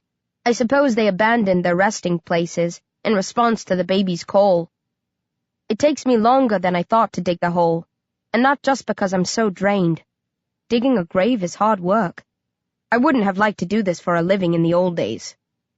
I go down a couple of meters, not wanting to take chances and come back this way to find a grave dug up and raided by wild animals or zombies. When I'm happy with the depth, I hole myself out and lie on the grass for a while, an arm thrown across my face to shield my eyes from the sunlight. Rising, I consider removing Timothy's remains from the bags, but why bother? Let them serve as a coffin. Probably not the way he would have liked to be buried, but better than nothing. I lower the bags into the grave, then stand over it hesitantly, trying to think of the proper prayers to say. Ashes to ashes, dust to dust, I murmur, but I can't remember the rest, and that doesn't seem like enough. In the end, I recite a few Hail Marys and an Our Father. I hope you can carry on painting in the next world, I conclude weakly, then fill in the grave, silently bid Timothy one last farewell, and glance at the spire of Christ Church. Shivering, I wonder if there really is a God, or if I'm just grasping at straws, if the babies of my nightmares actually were a sign, or just some freakily incredible coincidence. Am I right to trust Dr. Oystein? Or am I making the worst mistake of my life? With no way to know for sure, I shiver again. then turn my back on the church and shuffle along. I've spent enough time on the dead. Time to return to the business of the living, and those caught in between. 22. I make my way west, along the north bank of the river. No delays, no detours, no sightseeing. It's early afternoon when I cross Westminster Bridge and catch sight of County Hall. Nowhere has ever looked so inviting, or felt so much like home. Not even my old flat, where I lived with Mum and Dad. I don't hesitate, ignoring the high-pitched noises coming out of the speakers dotted around the place. They deter normal zombies, but not a girl on a mission like me. I hobble down Belvedere Road, let myself into the building, and make straight for Dr. Oystein's small lab, where the groove tubes are housed. I have a feeling I'll find him there. And I'm right. He's working on something when I enter without knocking, running tests, studying the contents of a test tube. The doctor doesn't look up, unaware that his privacy has been disturbed. I don't announce myself.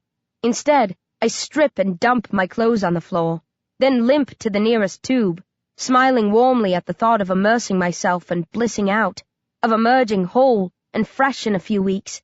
There's a ladder close to the groove tube. I climb up and in. I hold on to the sides of the cylinder, half submerged. I think about saying nothing, grinning as I imagine the perturbed look on Dr. Oystein's face when he turns from his work later and spots me. But I can't hold my tongue. "Doc," I call. The doctor looks up, and his eyes widen. "B," he gasps. I smirk at him, let go of the sides, and slip beneath the surface of the liquid. As I'm falling, just before I go under, I shout out playfully, "I'm in." To be continued. This has been a Hachette audio production of Zom-B Baby. Written by Darren Shan. Read by Emma Galvin. Produced by Audio Media Production. Production supervised by Christine M. Farrell.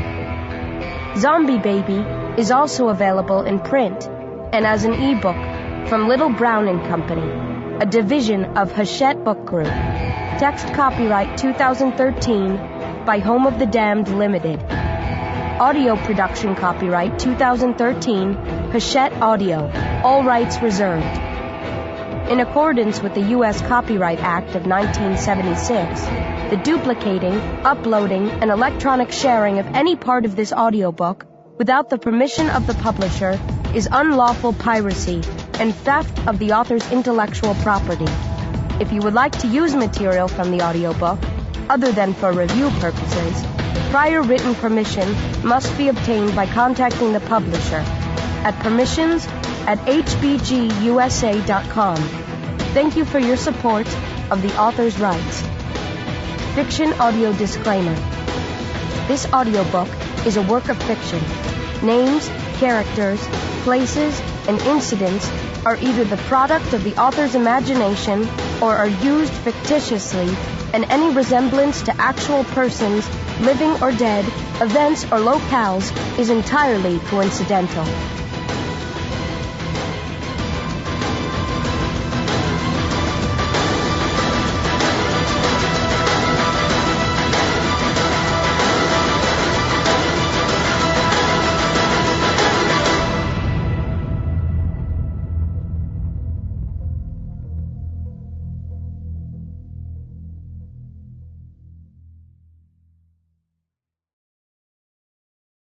Audible hopes you have enjoyed this program.